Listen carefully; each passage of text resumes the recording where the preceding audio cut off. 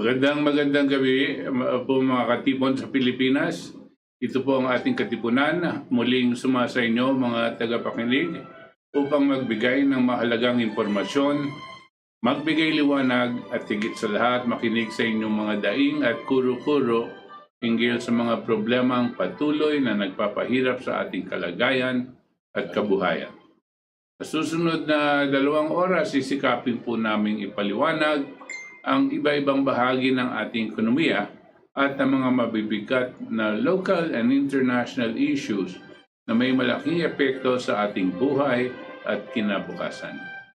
Ito po ang inyong katipon na si Butch Valdes, kasama ang ating co-host na si Itos Valdes at ang ating magigiting na technical staff na nandyan sa Save the Nation Movement, Philippine LaRouche at ang Partido Politikal ng Katipunan ng Demokratikong Pilipino, KDP. Kami pong lahat dito ay nag-aanyaya sa inyo na makibahagi sa ating talakayan sa pagsusuri ng mga kasalukuyang problema at paghahanap ng kaukulang solusyon.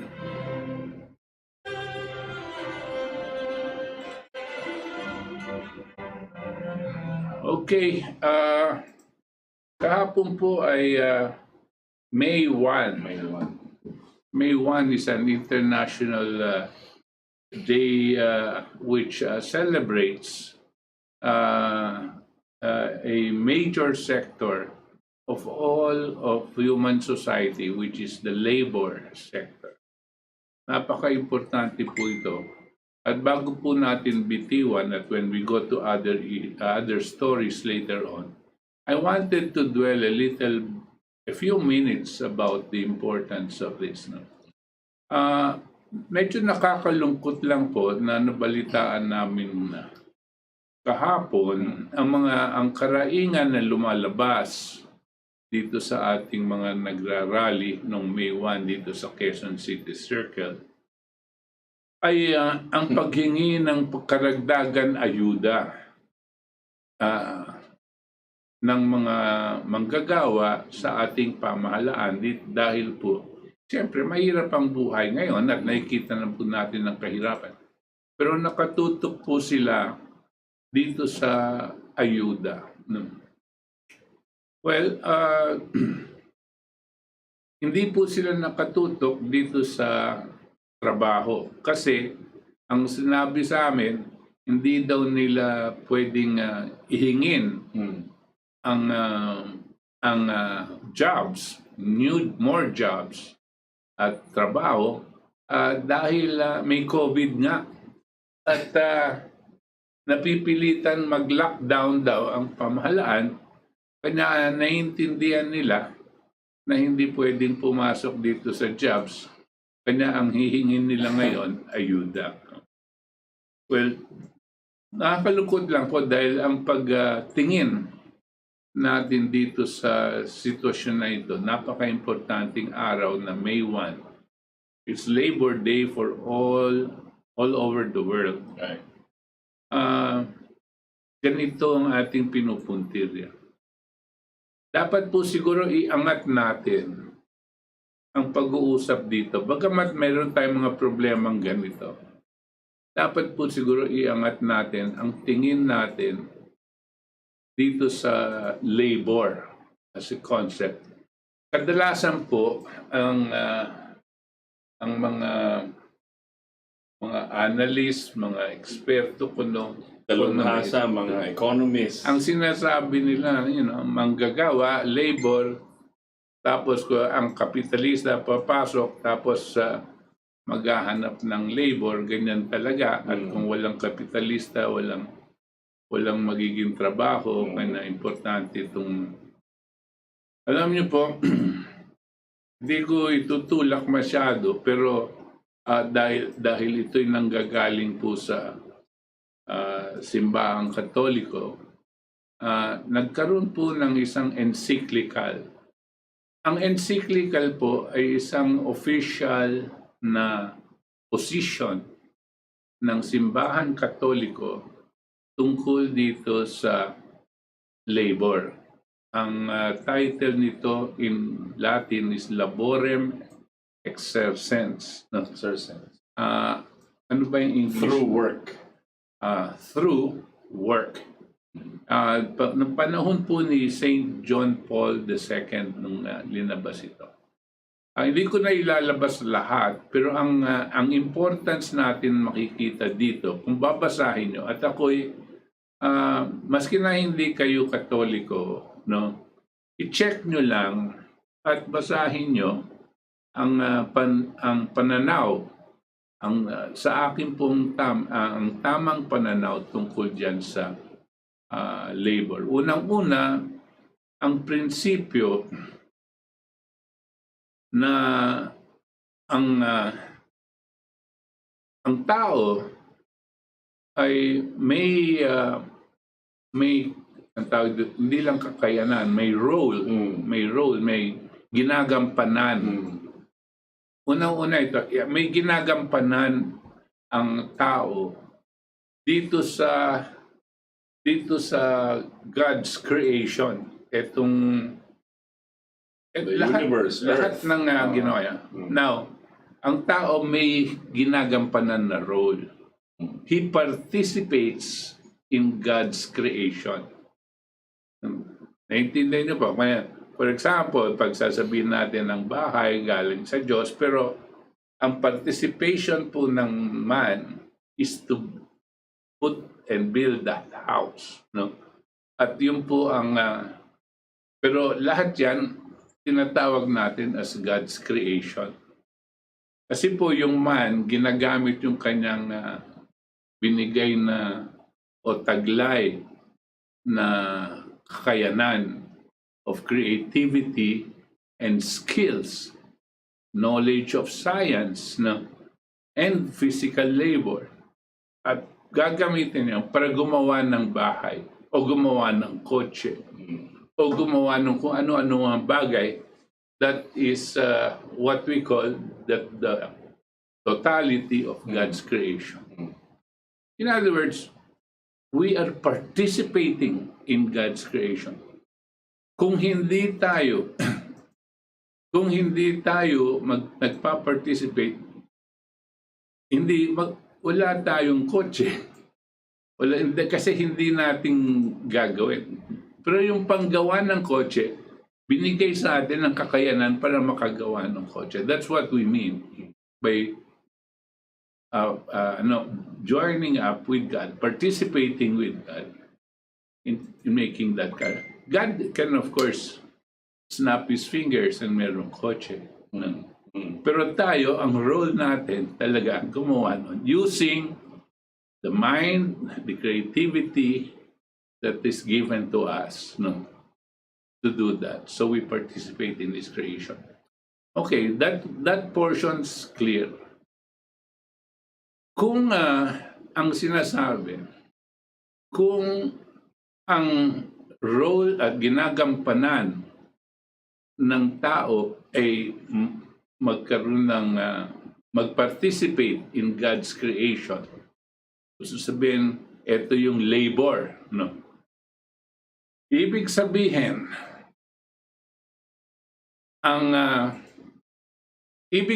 unang-una, ang kapital o ang pera o yung kapitalista, no,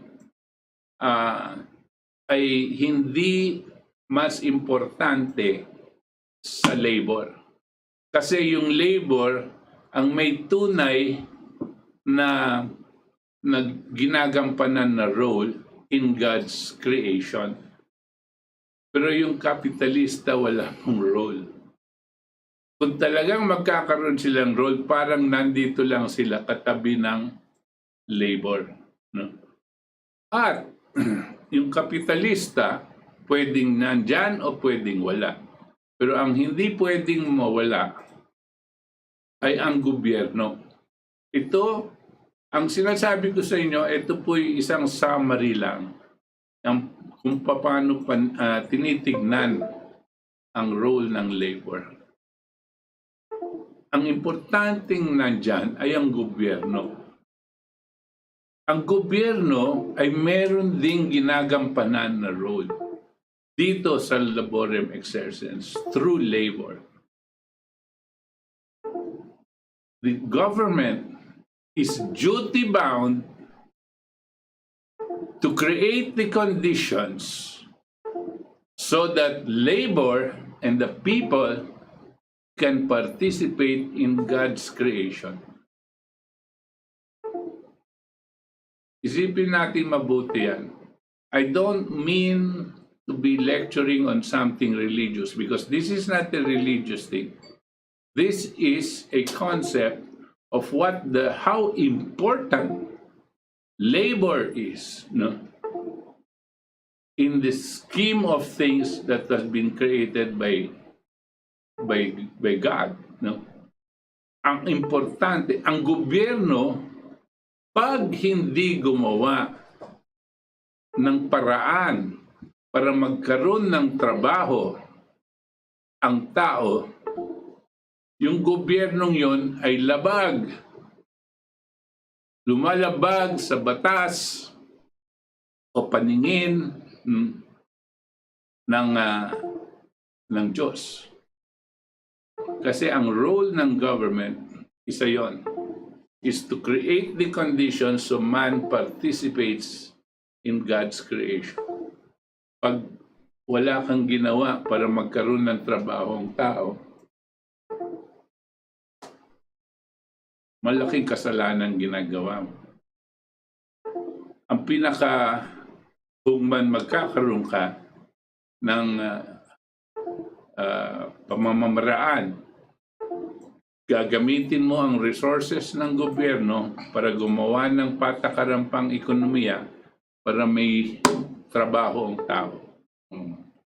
Now, kung minsan kakailanganin mo ang tulong ng kapitalista, dito papasok yung kapitalista para maikompleto natin yung pamamaraan para pumasok, para magkaroon tayo ng kung ano man ang gusto nating kaunlaran.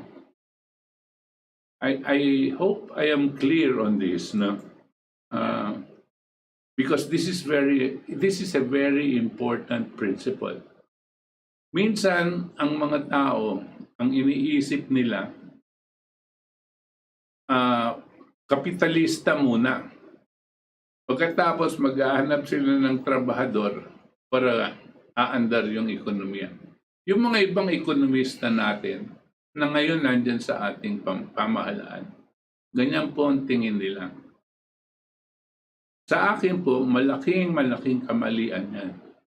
Hindi lang labag sa tamang pag-iisip, labag din sa utos ng Diyos. And this has nothing to do with ideology. Pag sinabi natin, labor is more important than capital, o komunista na, hindi po ganyan. Mag-isip kayo. This is not what that means. No. So I hope later on, if you want questions, I would clarify them. Ang encyclical po, ang pangalan, Laborem Exercens. No? Through labor. Since through labor, we participate in God's creation. Okay. I want to add. Yes. Ako naman, I would look at it also. In history po, there was an economist named Henry Carey. Now, Henry Carey was the economist working with Abraham Lincoln po in the 1840s, 1850s. Okay? And Henry Carey was against what they call free trade and liberal capitalism. And he is credited now as to being one of the founding fathers of the fathers of the American system of political economy. And Henry Carey po, si Henry Carey po, C-A-R-E-Y. Siya po hindi tinuturo sa atin sa school. And this individual po was a champion of what they call the productive powers of labor. Okay? And it's the same echo, it is echoed by Lyndon LaRouche and even us as KDP. So kailangan baguhin natin ang konsepto ng labor. Sa kanyang mga trabaho, babasahin ko lang po para clear, and then we will explain it. Like Alexander Hamilton, the first Treasury Secretary of the United States, Carey asserted that wealth was not based in silver and gold or money, but wealth of a nation is based on fostering, supporting, and nurturing the productive powers of labor. To achieve prosperity, sabi niya, labor, capital, and at that time agriculturists, but we can say government, must work together in what he calls the harmony of interest. His book, may mga libro siya, by this name, documents how a protectionist policy fosters such harmony. He wrote the economics platform of which Lincoln was nominated for president, and supplied his own students and associates for the Lincoln administration program of industrial and infrastructure development. Pero hindi lang po sa US. Kaya lumaki yung US dahil sa taong ito. Because he wrote the blueprint and he was against free trade, against New World Order, against the bankers that wanted, the globalists that wanted to continue free trade and ano. So sabi niya, Carey also played a role in promoting this American system in relation to Russia, Japan, and Germany. Kaya lumaki at this time yung Russia, Japan, and Germany. He was against and opposed to the British Empire style of free trade and against the Opium Wars that they launched in China. And he wrote many articles against British free trade. So this is the kind of guy is. Sabi niya rin, one of Henry Carey's major emphasis was opposition to Malthusianism, which he said was at the core of the British laissez-faire system. Sabi ni Henry Carey, yung Malthusianism, na-discuss na po natin, depopulation. To the contrary, sabi ni Henry Carey, with the development of new technologies and the proper government policy of infrastructure development, there was no need to worry about overpopulation. So ito po yung isang pinaka, I would say, one of the founding fathers of the American system and created the blueprint on which America built and industrialized it. Right. Pero importante sa kanya, sabi niya, yung labor, sabi niya, the British free trade system cheapens the labor of man. Right. Well, the American system values it, brings it higher. So nobody will want cheap labor. You value labor. So yung konsepto po ng cheap labor, mahal dito, doon tayo papagawa. Hindi dapat ganon, sabi ni Henry. Hindi kayo magde-develop. Kasi it is a race to downward, pababa. Kung mas mura at mas murang hanapin mo. Parang chinichipen mo yung tao, yung productive power. I just wanted to add that. No, it's important. It's important dahil hindi po nagkakaiba yan, no? Although coming from our LaRouche organization, itong si Henry Carey, ang tunay na kayamanan ng isang bansa, no? Ng isang lipunan, ay ang productive powers ng kanyang mga tao. Yung kanilang creativity, yung kanilang kung anong kaya nilang gawin. Yun ang nurture, yun ang inaalagaan. Yun ang yaman ng bansa. Dinedevelop. Hindi yung pera, hindi yung gold or yung... Because by itself, it's nothing. Yes. Pero yung productive powers po, yun ang lumalabas na nagpapalaki, nagpapaano ng development. What is like examples of productive powers? Like what? Agriculture. Well, of course. Manufacturing. Chemicals, di ba? Infrastructure, technology. The country that is the strongest, really the strongest country, is the ability to produce these things.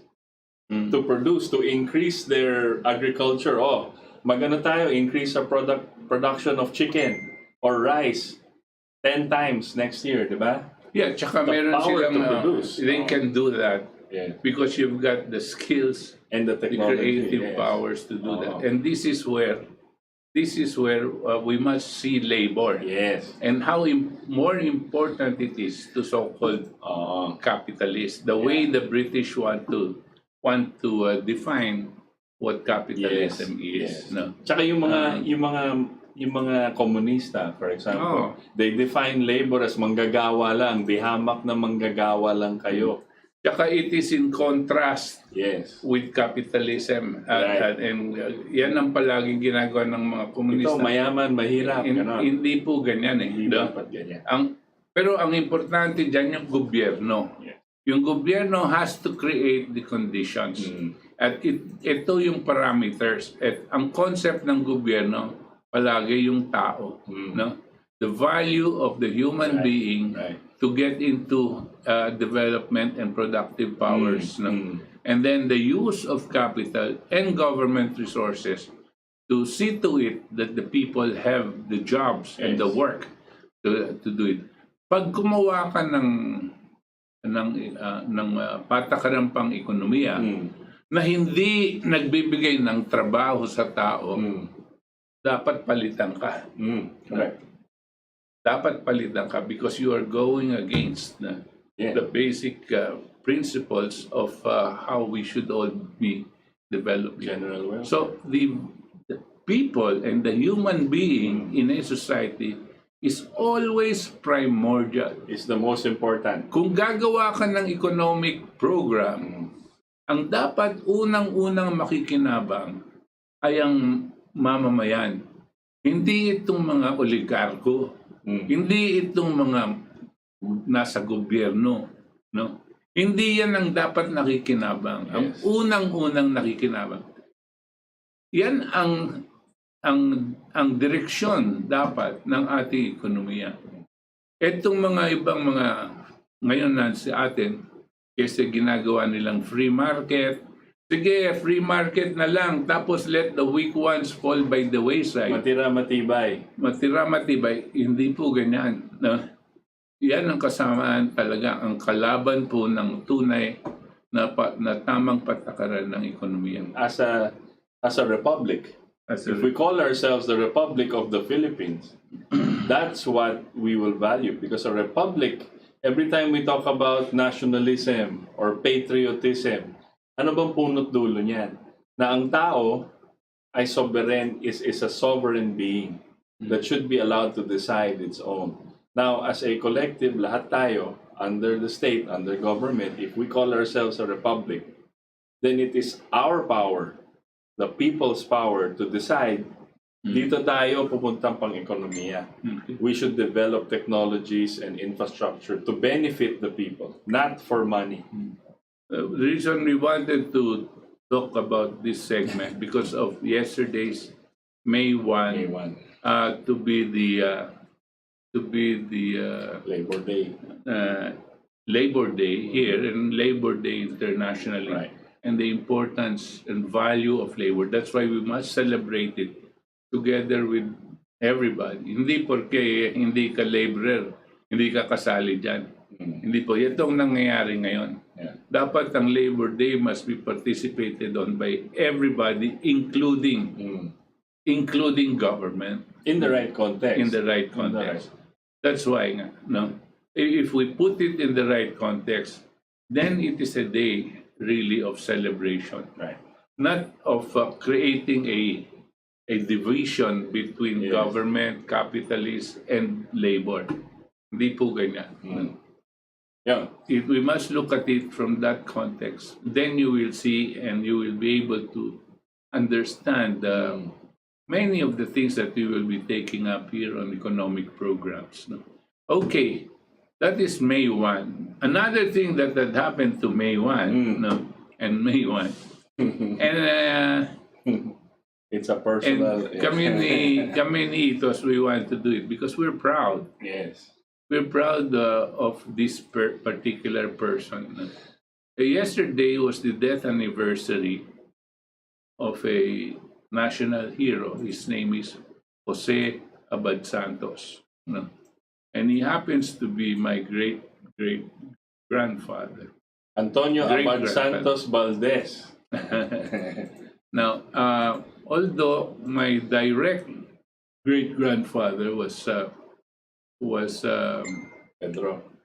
Ireneo. Ireneo.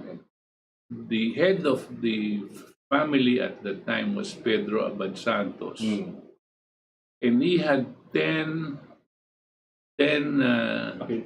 brothers and sisters. A video pa yan? No. A video na. 10 brothers and sisters. One of them was Jose Abad Santos. But both of them, both Pedro Abad Santos and Jose Abad Santos, to my mind and to our mind, are both national heroes. Pedro Abad Santos is not acclaimed as such, but he is. He's the father of Philippine socialism. And he was... But they call him the father of Philippine socialism. Because he was working in the farms. And he was a landowner, yet he was working very closely with the land tillers. And all of the farm workers were always gravitating towards him, despite the fact that he was a landowner. And with him and his walang disparity, walang problema. Let's go back. Let's go to Jose Abad Santos. Pero parang that's what Henry Carey said. There should be a harmony of interest. Right. Landowner, capitalist, and laborer. Right. And that's exactly what it is. Let's go to Jose Abad Santos para hindi natin maano. Saan ba yung picture ng guwapong yun? Yeah. Okay, Jose Abad Santos, just to remind people, was the Chief Justice of the Supreme Court of the Philippines. Now, for a short period, he became the Commander-in-Chief of the Philippine Armed Forces and the acting head of state when Manuel Quezon was in the United States, exiled, and he was holding court in the United States.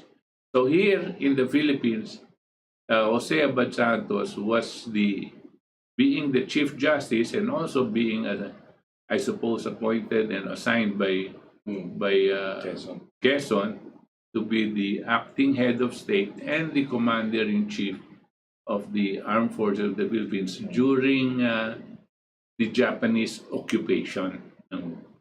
Now, the Japanese, of course, were here, and they wanted all government officials to pledge allegiance to the Japanese flag, to the Japanese government.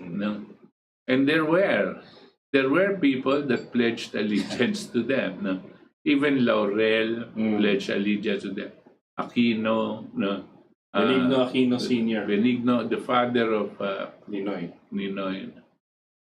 But not the Chief Justice, not Jose Abad Santos. And so they were hunting him. They were looking for him. You cannot be too mobile at that time. World War II, hindi ka masyado makagalaw. Pero natsyempuhan po siya sa Cebu. Sa Cebu, yeah. Natsyempuhan po siya ng mga dumadating na hapon at dinala siya doon sa Lanao, at doon they executed him. And the story is, he was with his son who was crying and crying, si Pepito. And he told his son, "Do not cry." Pepito, do not cry. Pepito, do not cry. The privilege of giving your life for your country Not everybody is given to everybody. Yeah, No? So, yun po ang kanyang legacy. And not only that, he was really a straightforward man, and he was a patriot. And he knew that he had to give his life for his country, and he did. No? Without question, yeah. Without question. No. I just wanted to share this with you dahil maraming mga government officials ngayon na ibebenta ka pa eh. No?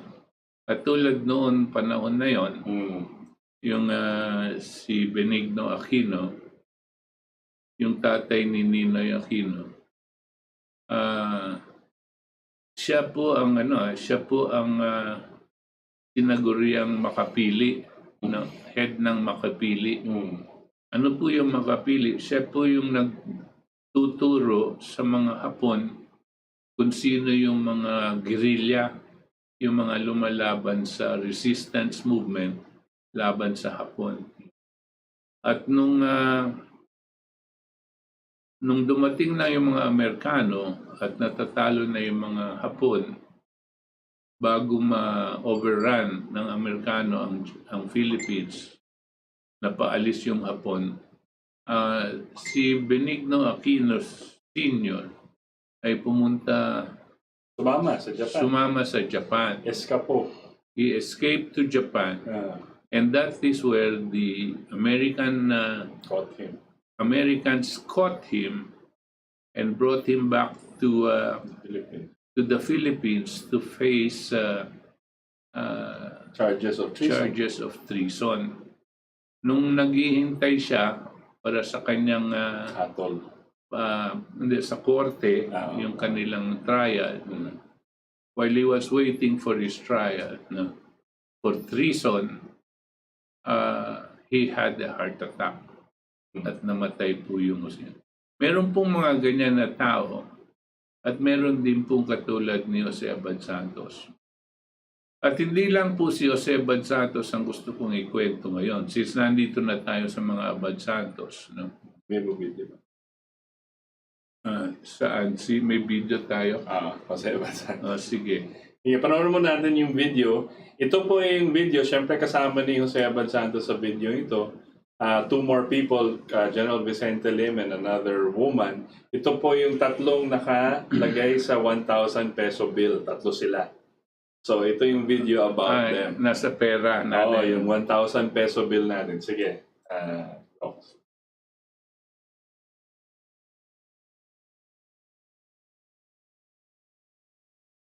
Jose Abad Santos, Jose Falianes Escoda, Vicente Lim, sila ang mga taong madalas nating nakikita sa ating 1,000 papel na salapi. Ngunit, sino nga ba sila at bakit madalas natin sila makita sa 1,000? Sila lang naman ang mga bayani na nagbuwis ng kanilang buhay noong ikalawang digmaan sa Pasipiko nang sinasakop tayo ng mga Hapon. Sa bidyong ito ay ating tatalakayin ang tatlong mga bayani noong ikalawang digmaan at atin ring aalamin kung ano ang kanilang mga ambag sa lipunan at kung bakit sila ay lubos na pinupuri sa ating bagong henerasyon.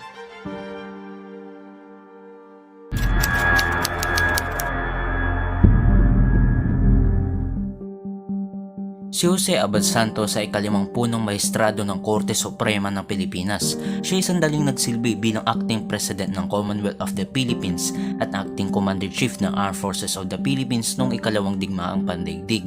Ika-19 ng Pebrero sa taong 1886, ipinanganak si Jose Abad Santos sa San Fernando, Pampanga. Sa talino at husay ni Jose, napili siya na bigyan ng scholar at nag-aaral sa Estados Unidos. Nagtapos si Jose ng abogasya sa Northwestern University sa Illinois at kalaunan ay naging Secretary of Justice sa taong 1922 at noong Mayo sa taong 1941, ilang buwan bago sumiklab ang World War II sa Pasipiko, itinalaga si Jose ni nang nooy dating Presidente Manuel Quezon bilang ikalimang Chief of Justice ng Supreme Court of the Philippines. Si Abad Santos ay nagsilbing punong tagapayo ng Pangulo ng Senado at tagapagsalita ng kapulungan ng kinatawan ng Pilipinas. Nang sumiklab ang ikalawang digmaan sa Pasipiko, dumating ang mga Hapon sa Pilipinas. Mabilis na sumalakay ang mga Hapon sa katimugang bahagi ng Pilipinas. Sa kabila ng digmaan sa Pilipinas, pinili pa rin ni Jose na manatili sa Pilipinas. Ngunit nahuli ng mga Hapon si Jose sa Cebu at dito ay pinili siya na umanib sa puwersa ng Hapon. Ngunit sa kabila nito, makailang ulit na tinanggihan ni Jose ang alok ng mga Hapon at dahil sa pagtanggi ni Jose sa mga Hapon, ika-2 ng Mayo sa taong 1942, hinatulan siya ng kamatayan sa pamamagitan ng firing squad. Dito, napahanga niya ang mga sundalong Hapon dahil sa araw ng kanyang kamatayan ay kalmado lang ito. Bago barilin si Jose, lumud sa kanyang harap ang kanyang anak na si Pipito na umiiyak at sinabi ni Jose sa kanyang anak na, "Huwag kang umiyak, Pipito. Ipakita mo sa mga tao na matapang ka. Karangalan na mamatay para sa bayang iniibig mo." At matapos iyon, binaril si Jose Abad Santos ng mga Hapon sa Malabang Lanao del Sur sa pamamagitan ng firing squad.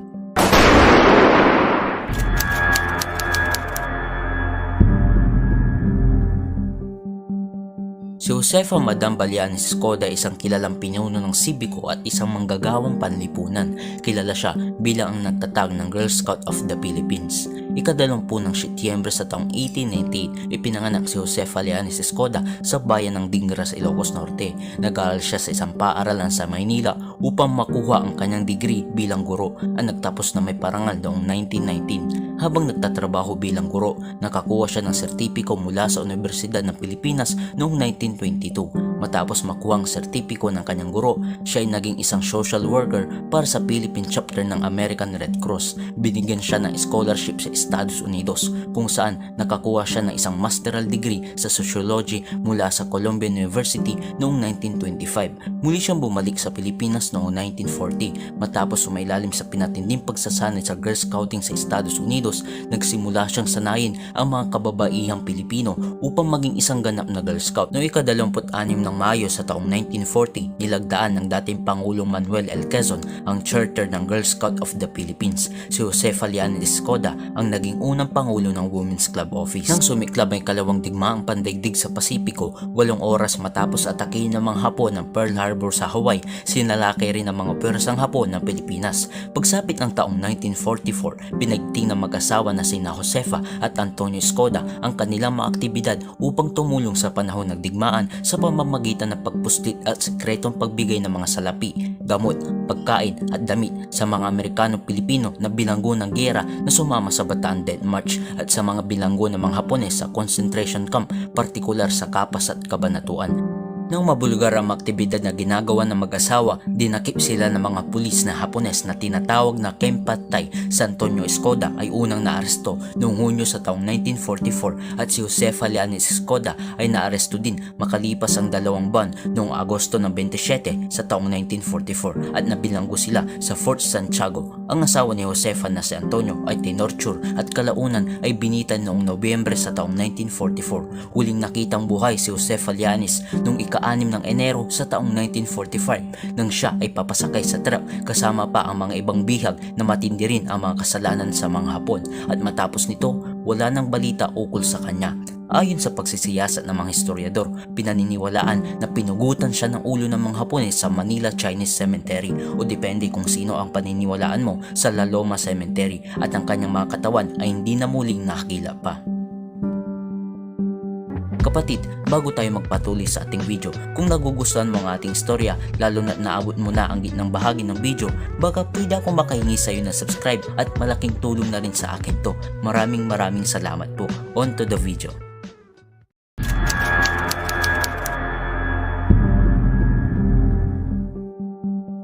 Si General Vicente Podeco Lim ay isang Pilipinong Brigadier General at bayani noong World War II. Si Lim ang kauna-unahang Pilipino nagtapos ng United States Military Academy sa West Point. Bago itinatag ang Philippine Army, nagsilbi siya bilang isang opisyal sa Philippine Scouts. Sa labanan ng Bataan, General Lim ay ang Commanding General ng 41st Infantry Division Army. Matapos ang pagbagsak ng Pilipinas sa kamay ng Hapon, nagambag siya sa kilusang paglaban ng mga Pilipino sa mga pwersa ng Hapon sa Pilipinas. Matapos malaman ng mga Hapon ang gawain ni Lim, hinanap at inaresto si Lim at ang kanyang mga kasama. Ginawa silang mga bihag at unang ibinilanggo sa Calapan, Mindoro para sa paunang pagsisiyasat sa investigasyon bago binalik sa Maynila. Si Lim, ang kanyang mga kasama ay nakulong sa Fort Santiago at doon pinahirapan umano si Lim at pagkatapos nito sinasabing si Lim ay nilipat sa headquarters ng Kempatay sa Far Eastern University kung saan naroon rin si Jose Falianes Escoda at dito ay pinahirapan siya muli at sa taong 1944 si Lim ay hindi na muling nahagila pa.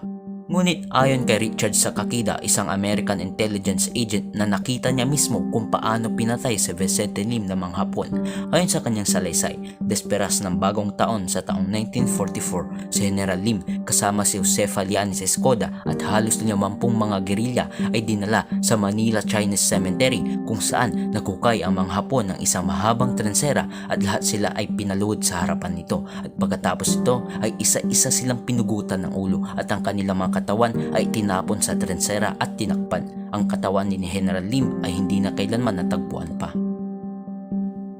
At yan nga ang kanilang kwento, hindi mawawala ng silbi ang kanilang kamatayan sapagkat namatay sila na nabibigay puri sa bayan. Mas magandang mamatay na may karangalan kaysa mabuhay sa kahiyan. Lubos nga na marami tayong matututuhan rito. Dito nagtatapos ang ating kwento at sana naman nakapulot. Okay, nakita po natin, no? Nakaka-proud rin, pero, to see that these heroes and patriots, di ba? Giving up their lives for the country and for the idea of the country to be free. So, Ito po ang kanilang pinaglalaban noon at dapat natin ipagpatuloy ang paglalaban sa ating bansa. At magkakaroon po tayo palagi ng pagsusubok in different ways. Even during so-called peace times na walang gera, maraming pagsusubok ang haharap po sa atin na ang pagkakataon pakita ang ating patriotismo, ang ating pagmamahal sa bayan o pagtatraidor sa bayan. Ngayon lang, araw-araw natin nakikita sa ating pahayagan, nakikita natin sa mga kung ano ang hindi gusto ng tao. Naaamoy nila kung sino yung mga traidor sa bayan. Yan tandaan niyo po si General Antonio Luna, di ba? Sinigaw niya noon sa harapan ni General Aguinaldo at saka yung mga kabinete ni General Aguinaldo. Sabi niya, bayan o sarili? Hanggang ngayon po, ganyan ang dapat na tinatanong ng mga tao sa atin mga namumuno. Bayan o sarili? At like Jose Abad-Santos says, indeed, it's not all the time that you are given the privilege to give your country, to give your life for your country. No? But it's a privilege that's given to only very few. No? Yung mga sinusubukan talaga. At ito pong mangyari. Malay nila kung paano silang titignan ng kasaysayan, bali wala sa kanila yun. right. Ang importante yung mismong point na yun. Pag nagkataon, di ba? Yan, yung mga ibang dalawang lumabas na bayani, di na din sila makita at sinama sila sa mass grave at lahat niya. Pero tatandaan pa rin sila ng mamayang Pilipino. And it's important that maybe sometimes we should be discussing the lives of these people. No? Kung lang magkakaroon tayo ng pagkakataon, meron pa po akong sanang ikakwento sa inyo. Dito kay Jose Abad-Santos, ang kapatid niya naman si Pedro Abad-Santos. Siya yung panganay sa 10 tao. At namatay ang ama ni Pedro Abad-Santos. Ano pa lang siya noon? Halos teenager, mga 15 anyos pa lang siya noon, no? 14. Dahil yung bunso niyang kapatid, wala pa man 2 taon eh. No? Pero yung tatay niya, si Vicente Abad-Santos, ay isang tauhan o kasama sa paglalaban sa mga Kastila ni Andres Bonifacio. At itong si Vicente Abad Santos ay nahuli ng mga Kastila sa may San Fernando at kinaladkad siya ng Kastilang nakakabayo. Kinaladkad siya hanggang Bacolor, Pampanga. At doon siya binitiwan at ang kwento ay namatay siya sa kamay ng kanyang panganay na anak na si Pedro Abad Santos. Diyan po siguro lumabas ang ngit-ngit at galit ni Pedro Abad Santos sa mga dayuhan na nag-ookupa sa ating bansa. Maski sino pa silang mga dayuhan. No? At diyan po din nag-umpisa yung kanyang militancy.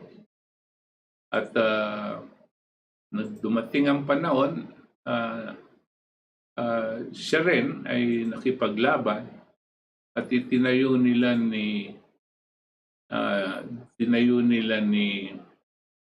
Pedro Taruk ang isang guerrilla movement, ang tawag hukbo laban sa Hapon.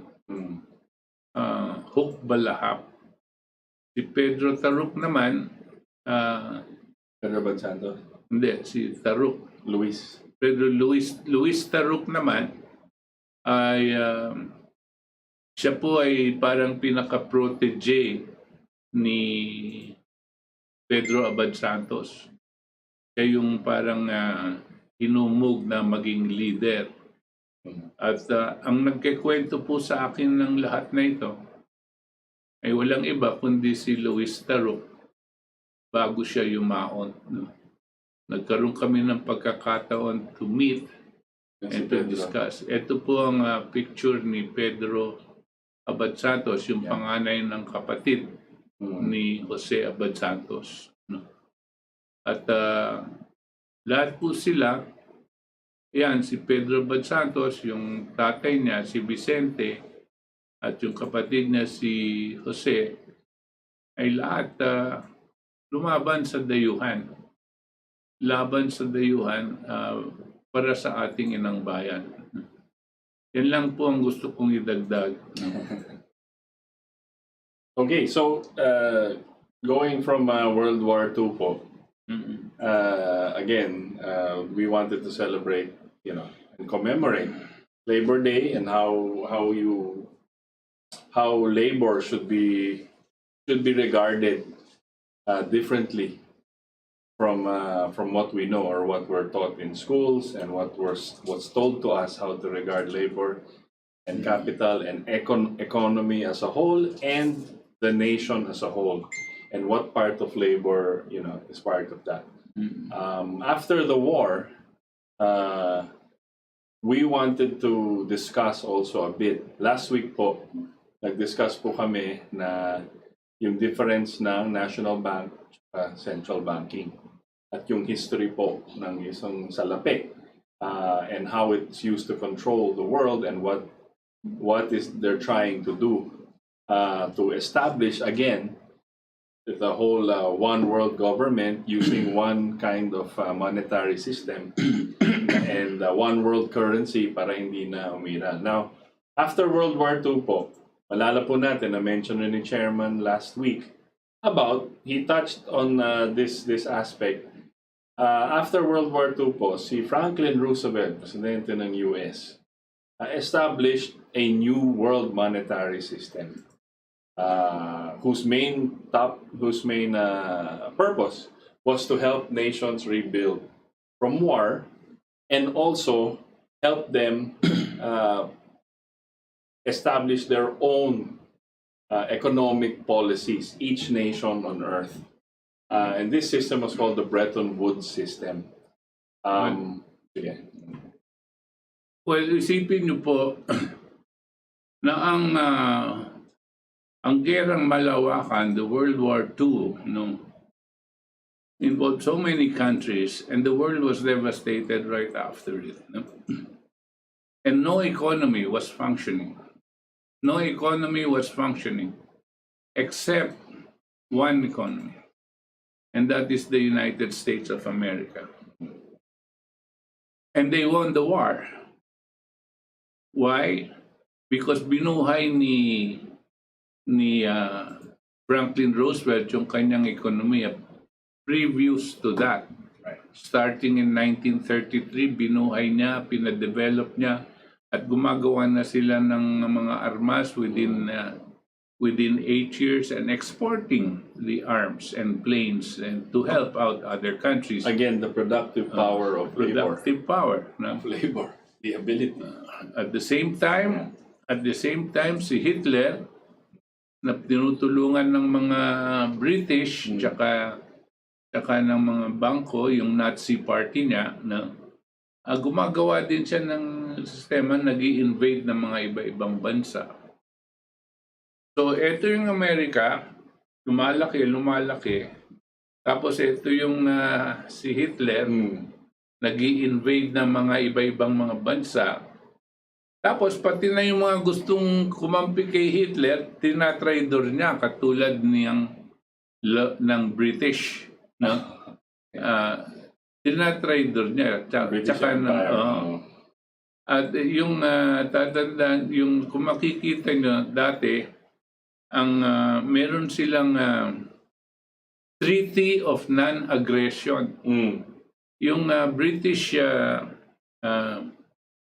Chancellor, yung kanilang parang Prime Minister, Di ba si Churchill yan? Di ba? hindi, before Churchill, Chamberlain went into a treaty of non-aggression with Hitler. Now, wag mo kaming atakihin, hindi ka namin naatakihin, kaibigan tayo. Ano lang tayo, friends, ha? Okay. Ang sabi niya, ang atakihin nyo yung Russia. No? Sabi nila, hindi sila makikialam. hindi sila makikialam. Kung diyan kayo Atakihin nyo yung Russia. Basta kami, huwag mo kaming atakihin. Ganun. Okay. Anyway, sa madaling sabi, trinidor din sila ni Hitler at tinatake nila ang France saka ang Great Britain. Nangailangan ng tulong ang Great Britain dahil wala silang mga armas, walang eroplano, walang mga baril, ganyan, para tigilin ang mga armies at ang mga pagbobomba ni Hitler sa England. At dito tumulong si President Roosevelt, maski na naiinis siya dito dahil nakikipagkaibigan kay Hitler tapos ngayon humihingi ng tulong sa Amerika. Maski na ganyan, sige, napilitan siyang tulungan. Para lang wag mag-expand si Hitler at i-cover niya buong Europa dahil ang delikado kay Hitler noon, pag nakuha niya yung buong Europa, hindi siya titigil sa Europa. No? Papasukan niya na ba yung buong mundo. Kaya nagkaroon ngayon ng labanan na ganyan. Any rate, so natalo na si Hitler at kinakailangan bagsak ang buong ekonomiya ng mundo. O anong gagawin ngayon? So tingin ngayon sila kay Franklin Roosevelt kasi silang nanalo sa gera at sila ang ekonomiya nila gumaandar dahil nagproproduce sila. So dito po, nag-isip sila at pinag-usapan nila dito sa lugar na Bretton Woods sa New Hampshire, United States. 45 countries po sila pumunta dyan. O 44 countries na pumunta dyan. At pinag-usapan nila ang anong sistemang pananalapi ang gagamitin nila para makapag-negosyo ang mga bansa sa isa't isa. Anong sistemang pananalapi? Kasi bagsak nga lahat eh. At dito nila pinag-usapan yan. At ang sabi nila, kailangan, although hindi nakasulat dito, ang pinagkaayusan nila Sabi, kailangan gumawa tayo ng isang sistemang pananalapi at one economic world order with the single purpose of improving the lives of every single human being on the planet. No? Wherein sovereign nation states will get together for a common goal to improve the life of every single human being in the planet. Ang laki pong ano yon, ang laki pong bahagi ng pag-iisip ng mga pumunta dyan. Dahil hindi mawawala ang kanilang soberenya, no? Magtutulungan sila at para umunlad ang buong mundo. Yun po yung Bretton Woods Monetary Conference. Anong ibig sabihin na magtutulungan sila? Diyan po sa sistema nila. Ang sinasabi din diyan, hindi nyo mababasa diyan ng ganyan. Pero ang sinabi nila, ang isang bansa may obligasyon tumulong sa ibang bansa na nang humihingi ng tulong. Hindi mo pwedeng sabihin ayaw. Kung meron kang teknolohiya na hindi at kinakailanganin ng teknolohiyang yan ng isang bansa, gusto niya rin mag-produce, obligado ka na i-share yung teknolohiyang yon. Na hindi, pero ang i-share mo, hindi mo sobrang pagkikitaan. You have to transfer it at reasonable cost.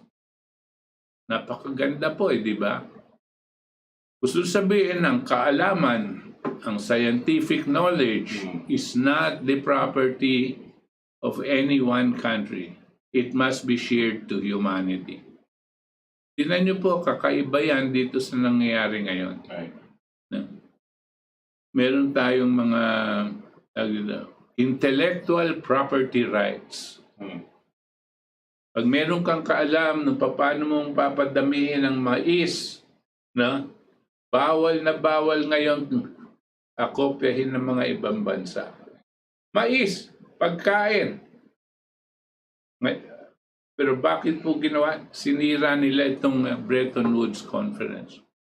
So, obligado ka na tulungan ang isang bansa na kailangan ng tulong. That was important. The other thing, what was very important, was we will have a system of exchange, fixed exchange rates. Ano yun? Kung ang pera mo, dollar, ang pera namin, peso, paano natin Anong basehan natin? Anong basehan natin? Pag bumibili ka ng mais sa akin o bumibili ako ng ano man bibili ko sa iyo, anong magbabasihan natin? Pinag-usapan nila, ang sabi nila, ang pabagbasihan nila ay ginto.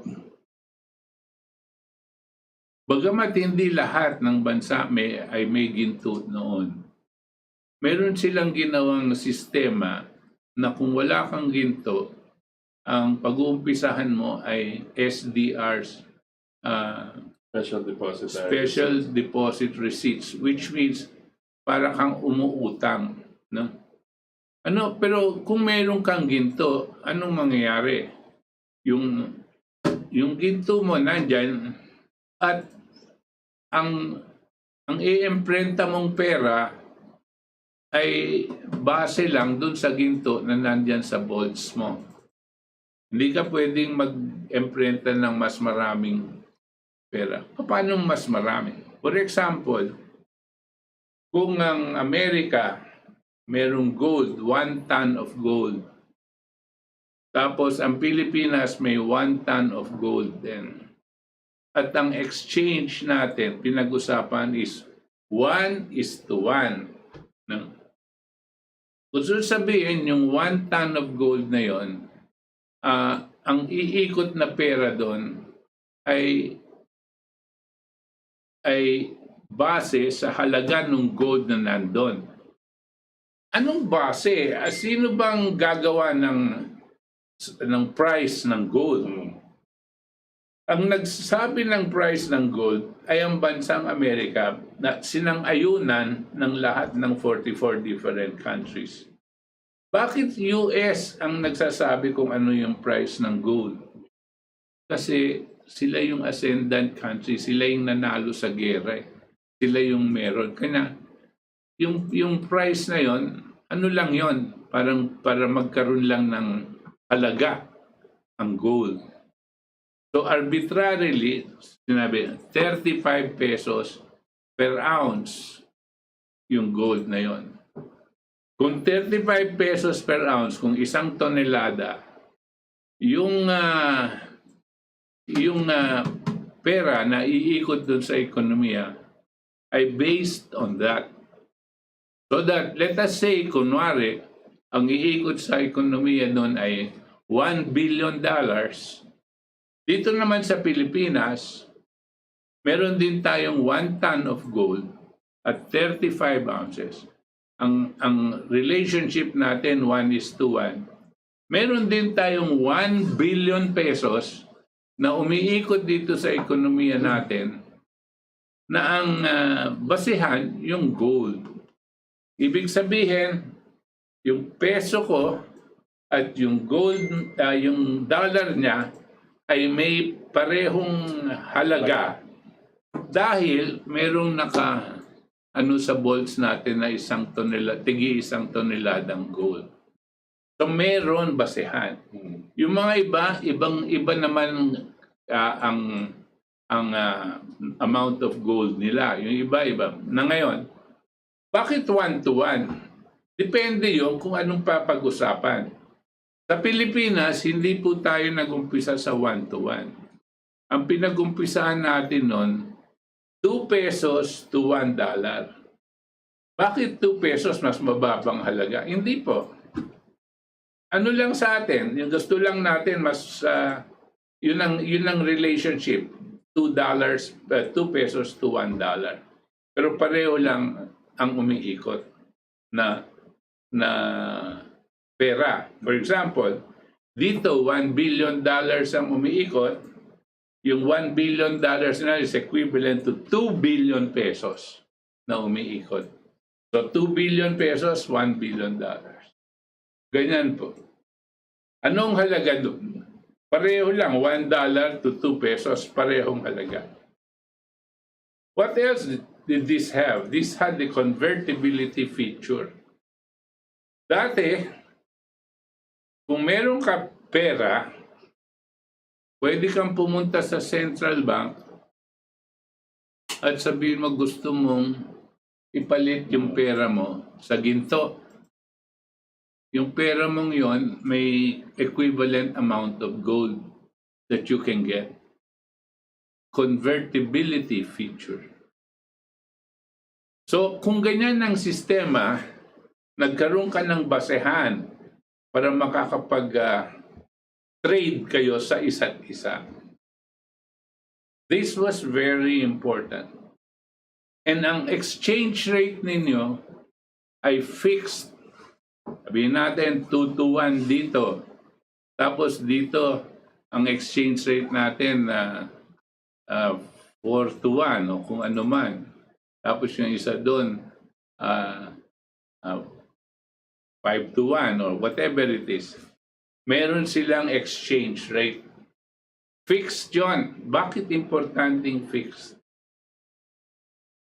Kasi iisa lang ang basehan nyo yung ginto. No? Kung gagalaw ka, mag-iemprenta ka na mag-iemprenta, no? Ang basehan nyo nag-iiba na. Labag na yon sa inyong agreement. No? At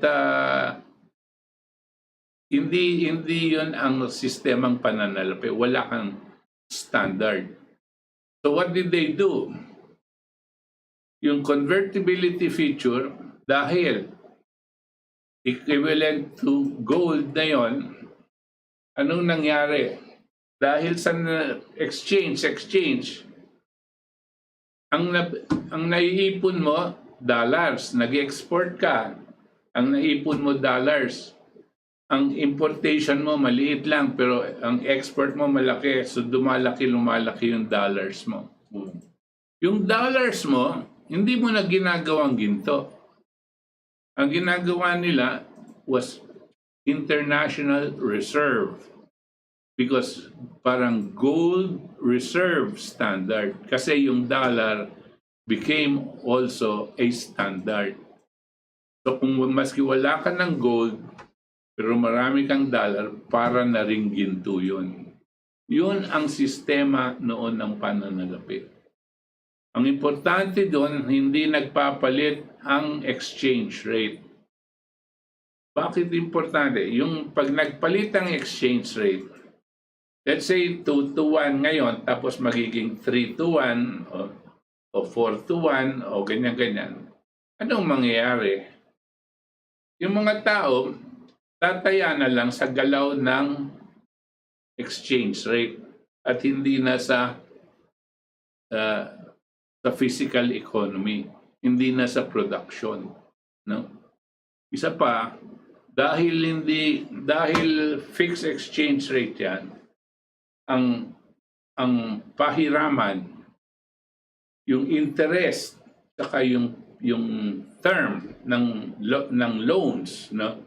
Pwedeng mahaba. You can borrow at 20 years, 30 years, or even 50 years, no? Dahil hindi magpapalit ang halaga ng exchange rate mo. At dahil hindi nagpapalit, yung interest mo, fixed din. Kung sabihin mong 6% per annum, yun na for the next 20 years. Hindi ba napakaganda sa mga negosyante yan? Diba? Dahil pwede siyang mag-project, gagawa siyang negosyo, 20 years ang pro-project niya, ito lang yung interest, ito ang exchange rate, kaya na niyang magpaandar ng negosyo niyan. Yun ang mga importanteng nangyari dyan. Kanya lang, inayawan yan ng mga banking oligarchs sa London tsaka sa Amerika. Sabi niya, mukhang lugi tayo dito dahil ang kinikita natin interest lang sa pautang. Kinakailangan kontrolado natin yung mga economy ng mga yan. So pinalitan nila yung Bretton Woods Agreement at binuwag nila. Sila mismo na gumawa ng Bretton Woods Agreement sa Amerika, sila mismo ang nagbuwag. Yan. At pumasok na po tayo dito sa floating exchange rate. Okay, so we have a video of our friend Harley Schlanger talking about 49 years ago nung ibinuwag yung Bretton Woods Agreements in 1971. So tignan, tapos yung epekto, and then we can again go back to the importance of labor and the productive power versus free trade and the British system of monetarism. So let's look at that video lang. Good morning, I'm Harley Schlanger from LaRouche PAC with your daily update for today, August 17th, 2020. Today I'm going to talk about the 49th anniversary of an event that happened on Saturday, 2 days ago, on August 15th, 1971, when Richard Nixon was convinced to end the Bretton Woods system, take the dollar off gold reserve, and establish the floating exchange rate system, which has continued to exist until today with devastating consequences for the world economy and for the U.S. economy. On August 15, 1971, Lyndon LaRouche accurately forecast what Nixon's decision meant. What he said is that this will lead to depression, it will lead to global depopulation, the danger of pandemics, fascism, and war.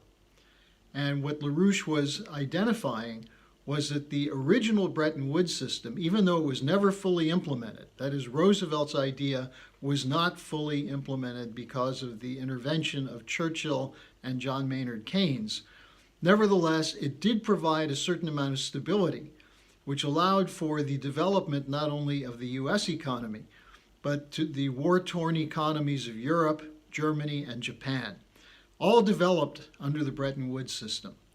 And Roosevelt's idea was that the second phase of the Bretton Woods system would be the development of the poor countries, the colonial countries, that the Western nations could export capital goods to develop the nations that had been looted for centuries by European colonial powers. That never happened.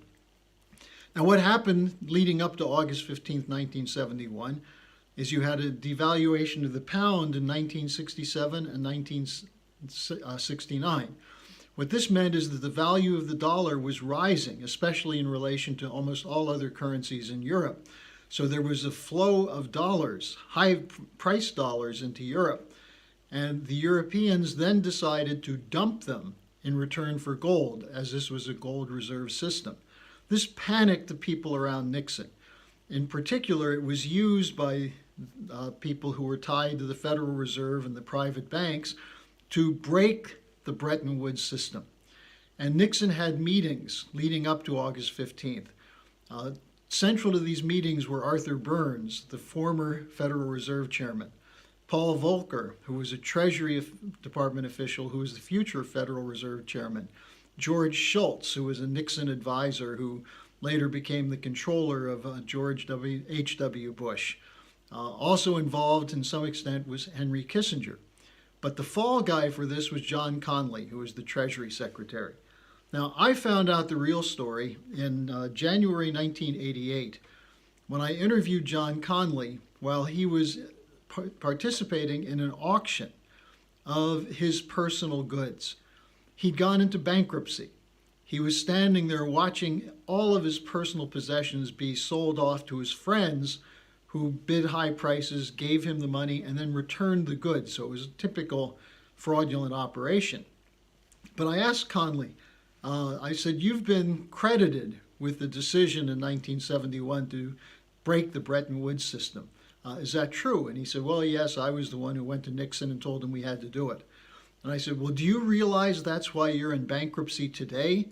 Because that created a floating exchange system which allowed countries to, and speculators to manipulate currencies, to shift the oil money into oil with the oil crisis of 1973 later on, and then 1979, which created a eurodollar and petrodollar system, which further weakened the US dollar and wrecked the US economy. So that's why you're in bankruptcy. And he said, well, now wait a second. It wasn't my idea. And Connally told me that it was Shultz, Volcker, and Arthur Burns who were the main architects. And he was the one chosen to tell Nixon they had to take the dollar off gold and end the Bretton Woods system. Now, what this has meant is exactly what LaRouche warned. A series of successive changes, which included the 1980s savings and loan crisis in the United States, the Big Bang deregulation policy under Maggie Thatcher in the mid-80s in Britain, the role of Greenspan and Walt Wriston, the head of Citibank, and Greenspan, the Federal Reserve Chairman, to push against Glass-Steagall, to totally free banks from any responsibility for securing their depositors' savings and accounts, allowing that money to intermingle with speculative investments of the investment banks. The growth of an offshore shadow banking system, which became the dominant funder of the speculation. And then as this created a series of bubbles which collapsed one after another, 1987 stock market collapse, the LTCM crisis in 1998, the Asia crisis, I think 97, the dot-com bubble popping, the 2008 mortgage-backed security bubble, and now the everything bubble, which has gone crazy since August and September a year ago. What we've seen is that LaRouche's forecast was absolutely right. And in spite of the fact that he was right, most of the world is continuing to go with the failed neoliberal model, as opposed to shifting to a Hamiltonian American system model that would include Roosevelt's Glass-Steagall policy, investment in science and technology, and especially infrastructure. Now, part of the reason for this is that you have a whole group of think tanks and professors, so-called Austrian school, the neoliberal school, that say that what Roosevelt was about was big government and spending money for the sake of propping up government officials and people who don't work. Well, the fact is that under Roosevelt's system in the 30s and 40s, we had the fastest growth of technological productivity in American history. It was the golden age of American productivity. This was revived to some extent with the NASA program of John F. Kennedy in the early 1960s, which continued through the period of Nixon's tragic mistake or tragic blunder in 1971 of ending the Bretton Woods system. But under FDR, investments went into American industry, into developing the American workforce, into American infrastructure. We became the source for technology and capital goods for the whole world. That's how Japan and Germany were rebuilt after the war. But instead of sticking with that, they went instead to the neoliberal model, search for cheap markets for raw materials, cheap labor, outsourcing our manufacturing and industry. And people in the United States and North America and Western Europe, how did they make money? Speculation. The classic example of the British system, the British model, where you buy cheap and sell dear. That's what Adam Smith said is the basis of an economy. And then let this so-called invisible hand work out the difference. Well, that invisible hand has turned out to be a pickpocket. It's picked the pocket of American industrial workers, of agriculture workers, of those people involved in construction, mining, and manufacturing, to the point that today, the people who are pushing for a continuation of this neoliberal model around the central banks, the Federal Reserve, the Bank of England, the European Central Bank, and the private banks that the central banks work for, what's their model today? Print money for speculation. Stamp out fossil fuel production and use in the period ahead, shift investment to green finance, and have a post-industrial economy which will not be able to sustain the population levels that we have in the world today, or even in the advanced sector countries today. So LaRouche's warnings have proven to be true. The only way this model can continue is by accelerating the death rate of people, especially elderly, younger people, turning them into predators, the gig economy, buying and selling each other drugs and taking in each other's laundry. This is an economy, the so-called consumer economy, which only can be sustained to the extent you have real production going on. And with the collapse of real production, you have nothing. And as a result, you have a pool of unemployed people, desperate, demoralized, who can be easily suckered into such things as we're seeing as the chaotic violence and riots in the cities in the United States today, into gangs, into various kinds of operations that mainly to stay alive. So this was the warning LaRouche made on August 15, 1971, in reaction to Richard Nixon's policy. I would urge people to go to LaRouchePAC.com and read the writings of Lyndon LaRouche on economics. Behind me, there's one of his books, So You Wish to Learn Economics. There are any number of articles that we've reprinted in the Executive Intelligence Review that will give you an understanding of what is real physical economy, as opposed to fraudulent bubbles that make the speculators super wealthy and put the rest of us on starvation budgets, on the verge to homelessness, living in cars, by the way, where you can no longer afford to buy gasoline for them because you've already spent it on medicine.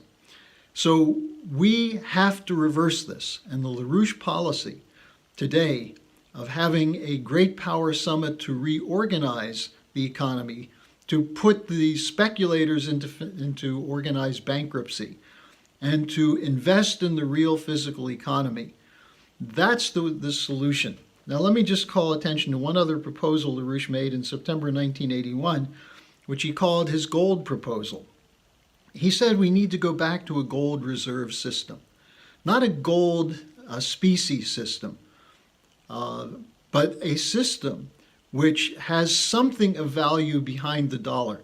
Ultimately, you don't want to have people trading gold. Ultimately, you want the goods production to generate enough activity that you can keep debt at easily sustainable levels, and more importantly, have resources to invest in future production. So I urge you to take up LaRouche's writings. 49 years ago, he called it on the money. No one else did at that time. So it is compelling for you to take a look at what LaRouche said and what he knew then and how we can apply that today. Thanks for joining me today, and I'll be back with you tomorrow. Okay, so that was Harley Schlanger, our compatriot, the Harley. Our associate po natin yan sa LaRouche Yeah, and organization. he was talking about when what's happened since 50 years ago na tinanggal po yung Bretton Woods agreements and tinanggal yung pinakamahusay, I would say, na world monetary and financial system as envisioned by Franklin Roosevelt, building on what Henry Carey envisioned, because it takes away ang Bretton Woods. Yung aking pananaw lang po dyan is the Bretton Woods system essentially valued the physical economy and the laborer, and in effect, the worker, the human being in each country, because it took away from speculative activity that valued yung pera lang. Money for money's sake. Nang kumikita lang, gusto lang kumita. Pero walang development, walang progress, walang infrastructure, walang investment into the future. Ang Bretton Woods po, yung sistemang yun na ginawa ni Franklin Roosevelt, is the same kind of thinking as Alexander Hamilton po, first Treasury Secretary ng US. First, the same kind of thinking that the author of the American System of Political Economy, si Henry Carey, and what they wanted to do, not just for the United States, but to help build the rest of the world and take away the value, yung wealth po na sinasabi, pag marami kang pera, yan wealthy ka. Hindi. It brings it back to the productive power of labor, which celebrates, again, the harmony of interest of mankind with all around the world. So I think it's a good what do you call it? Bow tie. We tie it up. We connect it to Labor Day and the systems, the monetary system that is supposed to celebrate the human being. We're at a crossroads again, no? But this is the most major crossroad that the humanity is facing now. No? And what Harley Schlanger was saying is what we've been saying all along, no?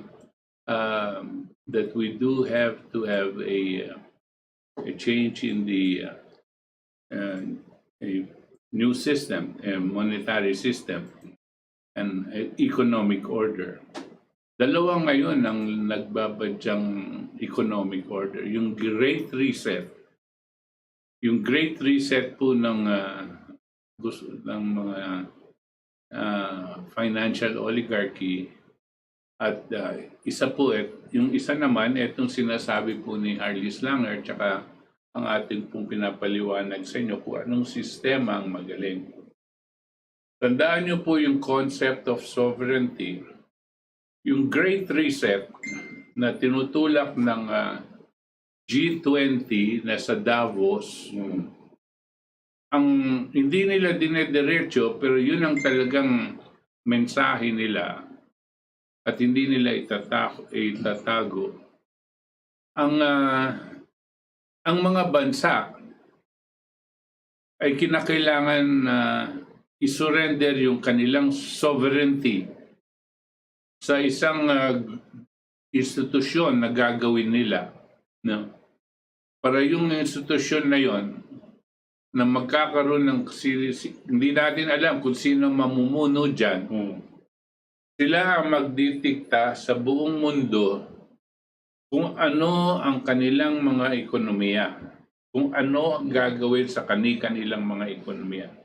Magkakaroon ng sistemang pananalapi na sabi nila, mawawala itong mga utang natin at mababayaran lahat yan dahil itatanggalin na nila yan sa libro. Mag-uumpisa na naman sa zero, no? So masaya daw ang tao. Yan pong utang na yan, talagang wala dapat yan sa libro. Dahil ginawa nilang sistema noon, yung pagpapataw ng utang sa mga ibang bansa na hindi naman natin tinanggap dahil minamanipulate nila yung exchange rates. Hindi ko na masyadong papasukan na detalye yan. Pag po minamanipulate yun na gagawa mong ibagsak ang halaga ng pera ng isang bansa. Pag binagsak mo yung halaga ng pera nila, yung utang nila ay lumulobo.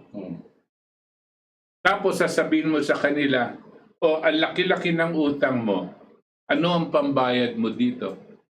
Wala. Ipambayad mo yung buong bansa mo.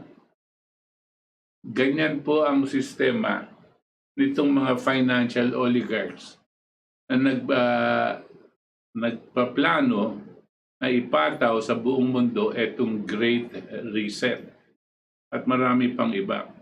Pero ang importante dito, ang pag-surrender ng sovereignty of each nation to that one world global government. One world government. Ito po ang gusto nilang mangyari. At ang mamumuno sa buong mundo ay isang grupo na magsasabi sila, magagawa sila ng kailangan sundan na batas at lahat po ng mga bansa susunod dyan. Baliwala na po ang soberenya, baliwala na yung integrity of every individual. At para na lang tayong alipin ng isang sistema. Yan yung isa. Ito yung Great Reset. Itong pinag-uusapan natin na nakita nyo kay Harley Slanger, saka tayo, anong pinag-uusapan natin dito? Ipairal itong isang sistema na gagawa tayo ng isang sistemang pananalapi composed of sovereign nation states. Lahat ng mga bansang soberenya magsasama-sama at gagawa ng isang sistema na base sa isang prinsipyo. At yung prinsipyong yun, pagkakaisahin ng mga sovereign country, ay gagawa silang sistema para sa pagpapaunlad at pagpapahusay ng quality of life of every single human being on this planet. Napakaganda po. Ibig sabihin nun, we are responsible for each other. That is the most Christian principle. Hindi na sabihin natin Katoliko, pero ito po ang kapatid mo, ang kapatid mong tao, ang kapitbahay mo, ang karatig bayan mo, ikaw din ang may responsibilidad na sila'y umunlad. Sila tutulong din sa'yo para ikaw ay umunlad. Ganyan din ang gagawin ng lahat ng isa't isa. Pag meron kang taglay na kaalaman, responsibilidad mo, ibahagi sa iba. Para kung umunlad sila, ikaw din ay uunlad kasama nila. Ang ganda po ng prinsipyo ng Bretton Woods Agreement. At talagang pag napairal yan, sigurado susundan ng buong bansa yan. Pero hindi papayag itong financial oligarchs na ituloy natin yan. Yan sistemang yan. Dahil sasabihin nila, "Tay muna, hindi mo pwedeng basta buwagin ito dahil may utang kayong malaki dito sa bansa namin, sa bangko namin." Yung utang na hindi naman talagang tinanggap. Yung utang na nangyari dahil yung IMF, dinivalue lang pera natin vis-a-vis yung pera nila.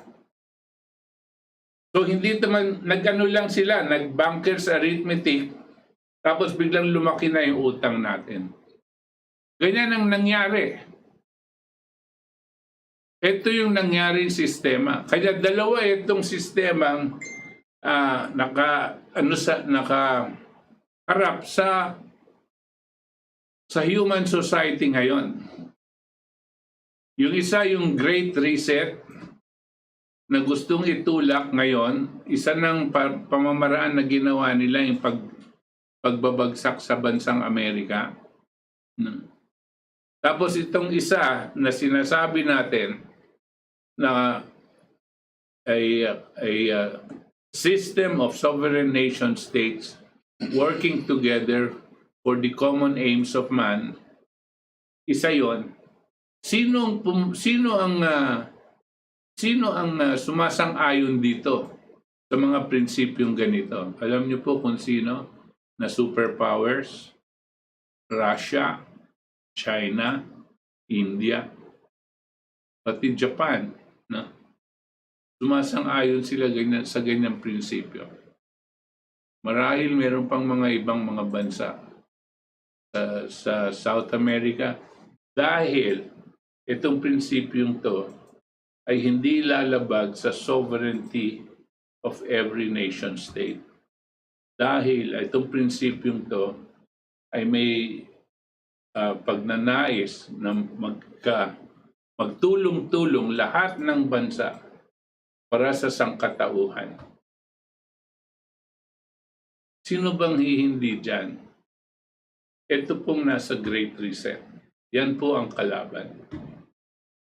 Dito po tayo magkakaroon ng malaking pagtatalo.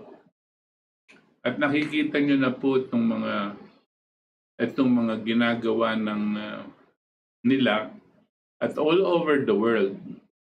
Ang mga iba-ibang populasyon ay lumalaban dyan sa kanilang pamamaraan. In their own way, they are going against this new world order. They're going against these vaccines that are being imposed on them. No? And everything else that they want to do in order to control human beings and make them into slaves. That's why we want you to see, again, this video. Naka-ready na ba yung video yon? Rosan? Naka-ready na yung video. Yes. Oh, pinalabas natin na isa, pero panoorin ulit natin.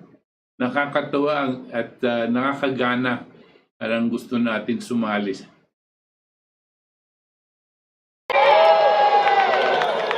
You can stick your new world order up your ass. You can stick your new world order up your ass. You can stick your new world order where the sun don't shine but oughta. Stick your new world order up your ass. Sing it we are 99%. Sing it we are 99%. Sing it we are 90. Together we are 90. We are 99%. You can stick your coronavirus up your ass. You can stick your coronavirus up your ass. You can stick your coronavirus. They're all known and proven liars. Stick your coronavirus up your ass. Singing we are the 99%. Singing we are the 99%. Singing we are the 90. Together we are mighty. We are 99%. You can stick your poison vaccines up your ass. You can stick your poison vaccines up your ass. You can stick your poison vaccines, cause they cause all the disease. Stick your poison vaccines up your ass. Singing we are the 99%. Singing we are the 90. Together we are mighty. We are the 99%. Oh, I'd rather be a human than a slave. Oh, I'd rather be a human than a slave. Oh, I'd rather be a human. Don't you know that you can rather be a human than a slave? Singing we are the 99%. Come on. Singing we are the 99%. Singing we are the 90. Together we are mighty. We are the 99%. If you're singing, you will roll your arms. If you're singing, you will roll up your arms. If you're singing, you will roll up when the sun don't shine the water. Singing, you will roll up your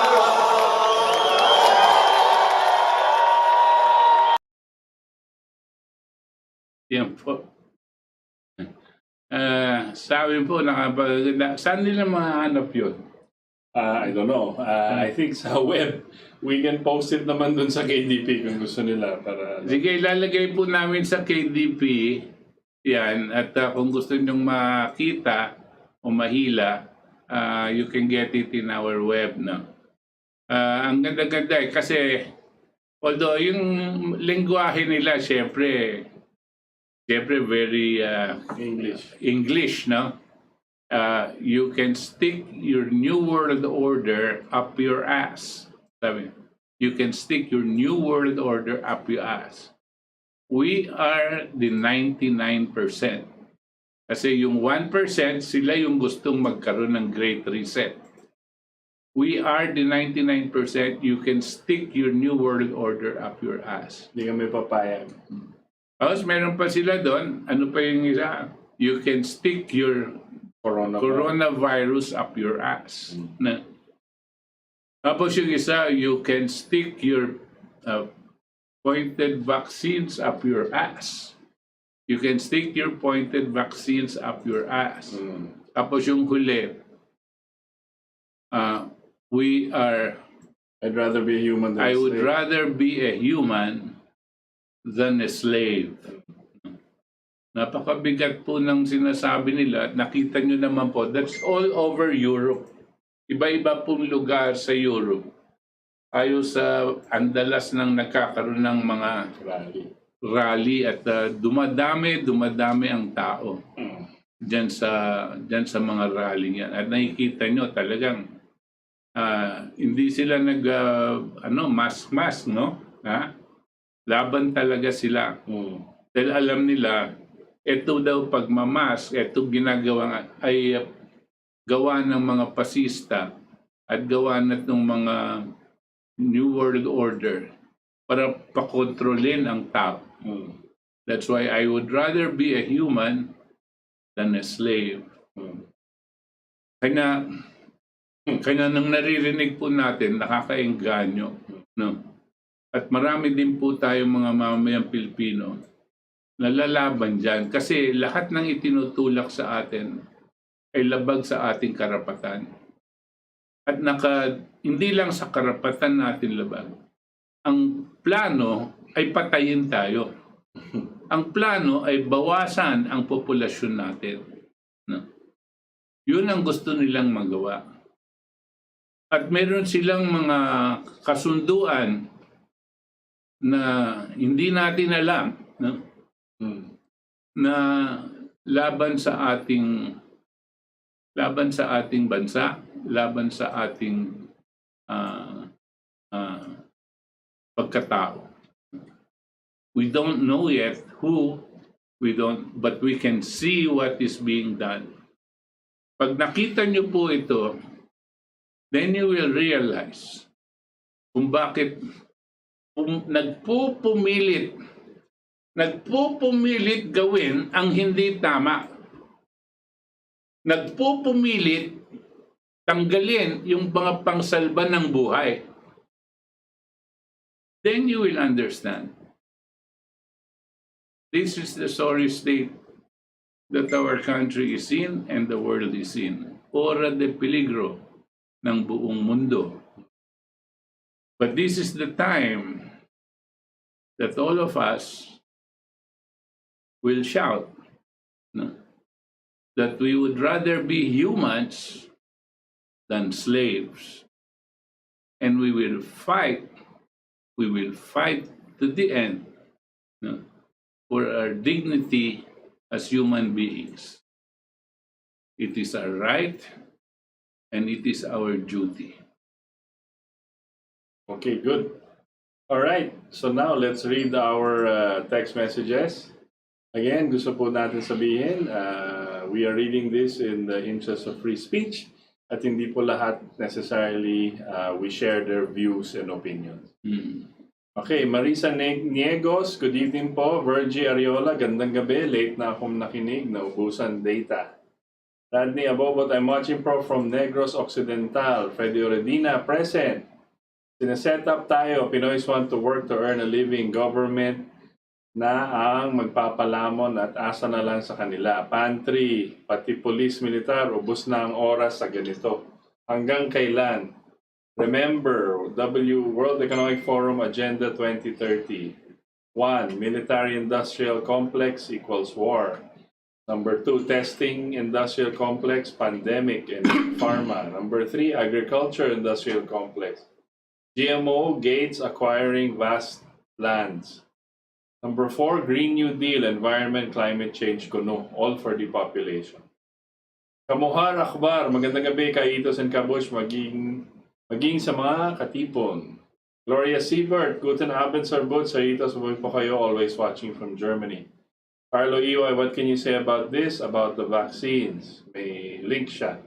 Wilfredo Peñano, gandang gabi po mga magtatay, mabuhay po kayo.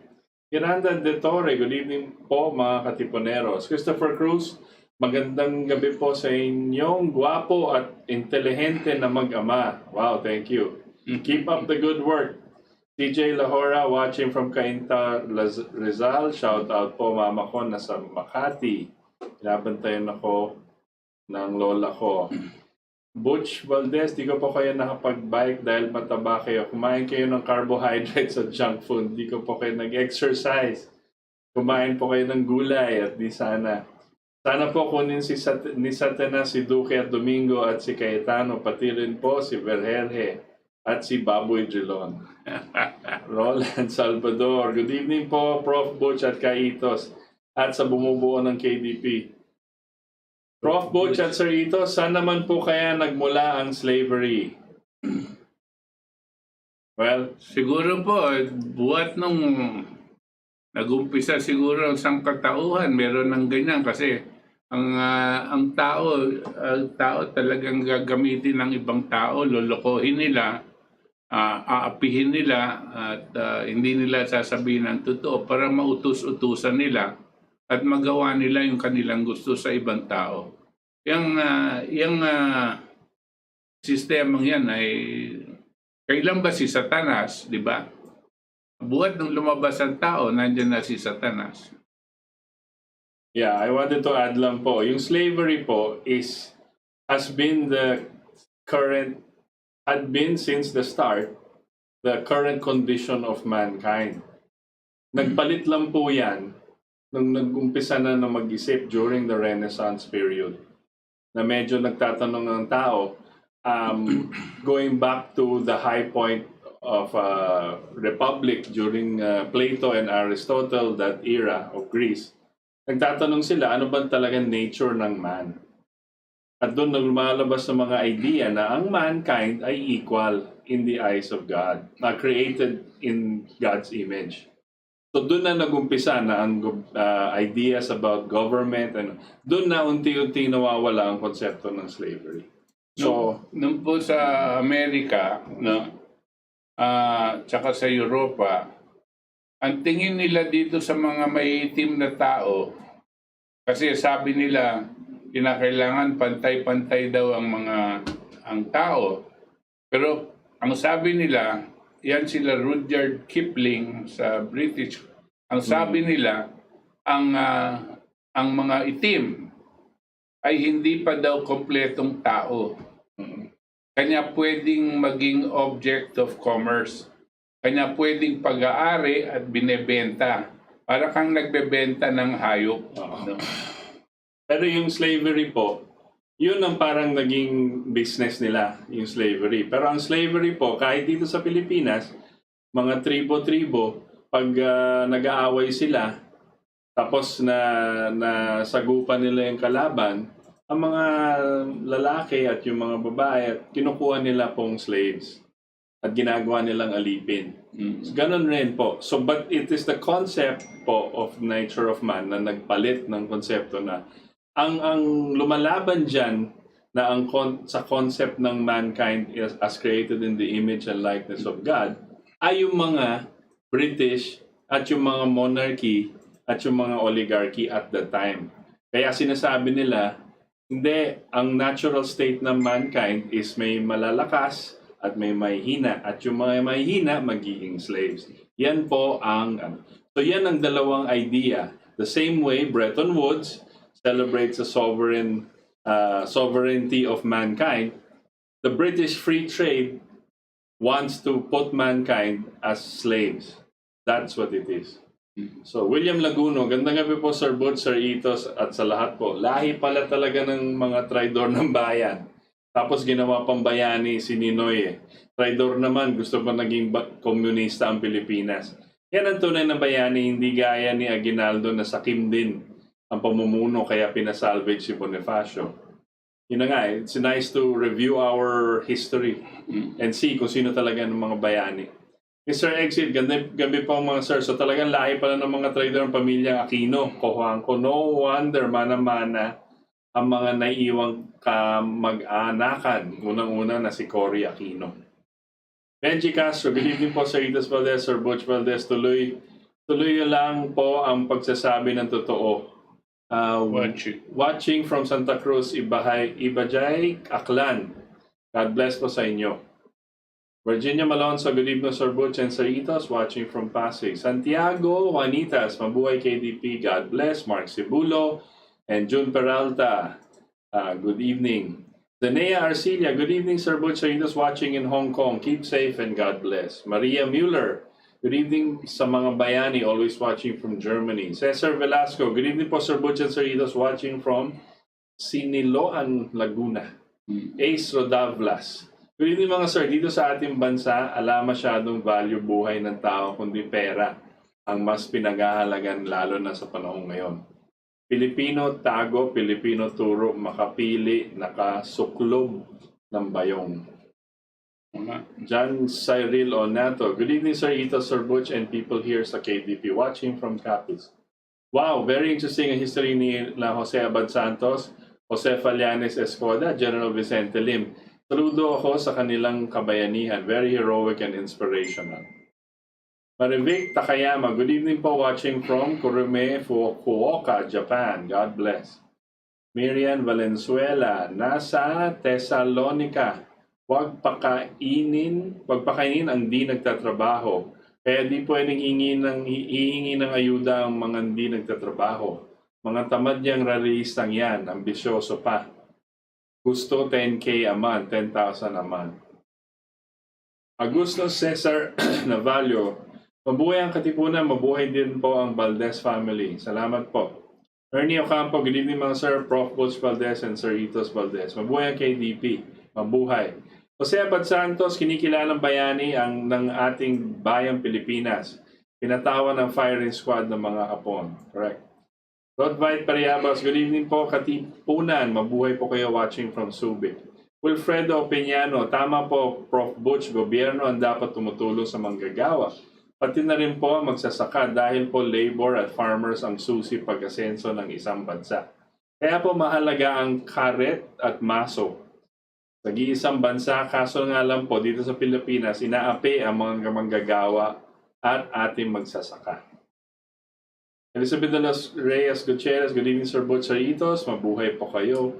Remy Zapata Montemayor, magandang gabi po Sir Butch, sana po magbayo nalangan deng mamumuno King bansa. You want to do this? Kapampangan eh. Sir Butch, sana po magbayo nalangan ding mamumuno king bansa tamo para akamit tamo ing tuneng malaya at maginhawang pamumuhay. I'll interpret.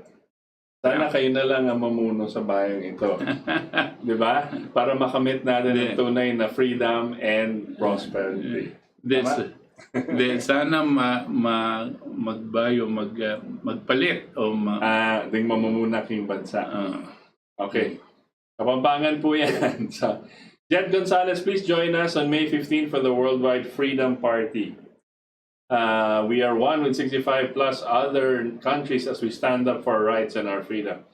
Please visit Gising Maharlika page for more information. Yes, Jet Gonzalez, we are interested to join the May 15th. No? As you know, we just played this video about the movement in Europe. No? How do we connect with the rest of the world with regard to this? That's what's important. No? Via Zoom or via internet, just let us know. We'll check out the Gising Maharlika for information regarding this. Okay. Join us. Same thing. Join us with Gising Maharlika on May 15. Al Santillan has translated this song. We are 99% in Tagalog. Okay, good. And we will sing it at our Freedom Party together with more than 65 plus other countries over the world. This will be live streamed and uploaded to the worldwide demonstration May 15, 2021 website. Oh, great. Very good, Al. We'd like to hear the song. Pag natapos yung i-edit yung song, we will play it here dito sa KDP. Yeah, padala nyo dito para para mapag-aralan na ng iba para mas maraming sasali. No? Okay. Bindoy, being a member of Freemasonry and pro-USA brought their deaths and executions sila noong mga panahon ng Kastila at Tag-Hapon. Noon at hanggang ngayon ang pagiging puppet government ng mga big corporations ang magpapatuloy sa Pinas, walang pagbabago. Kurikong, hindi patatapos ang ating problema hanggang nandyan ang mga kultong dilaw at anti-Duterte. Shout out po sa inyo, Sir Butch Valdes and Sir Itos Valdes. Jeffrey Dizon, hi Sir Butch and Itos, always watching here from Taguig City. Nick Borromeo, good evening po, Sir Itos, Sir Butch. Ang di ko lang maintindihan ay digong nagpasilo siya sa mga inchik gaya ginawa ni Panot Adnoy. Si Butch, Sir Butch, ang community pantry nakaprograma na para ang tao umasa na lang sa gobyerno at maging tamad. Okay, Stormy Savvy, hindi po kaya ni Dr. Lichon ipagpalit ang kanyang doctor's license at magreseta ng ivermectin dahil walang approval ng FDA kahit nagkakamatay ng tao sa COVID. How selfish. Very political po yan si Dr. Lichon tsaka si Dr. Salbania. Maria Gonzalez, join us with 65 plus other countries all over the world on May 15. As we stand up for rights freedom, visit Gising Maharlika. Professor Butch, naisali na po ni Al Santillan ang Gising Maharlika yung kantang yan sa Tagalog. Okay. Good. Padala niyo po dito para matuto rin kami. Para ma-practicean natin, padala nyo na, no? Habang before May 15. Okay. Melchora Aquino, mabuhay ang mga tunay na patriotiko, mabuhay ang KDP. Kasama niyo po ang Gising Maharlika sa inyong mga atikain. Salamat. Ronnie Heronimo, mabuhay po kayo. Esther De Luz, mga sirs, kaya pala ang money noon ay may tatak na LaRouche of London at coins ay may United States of America. Good evening, Melchor Aquino. Good evening po, Sir Butch. Daisy Inigo, blessed night sa mga magigiting na katipuneros. Keep safe po mga sirs watching from Hong Kong. Rayleigh Duterte, palpak, gutom na ang Pilipino. Noel de la Peña, maganda ko po Sir Butch and Sir Itos. Maganda ang tema ng inyong talakayan ngayong gabi. Dagdag kaalaman sa kasaysayan na hindi na ituturo sa loob ng silid paaralan. Axie Boy Lifestyles. Ang conclusion dyan, Sir Butch, yung bankers ang casino at ang mga colonized countries ang naglalaro.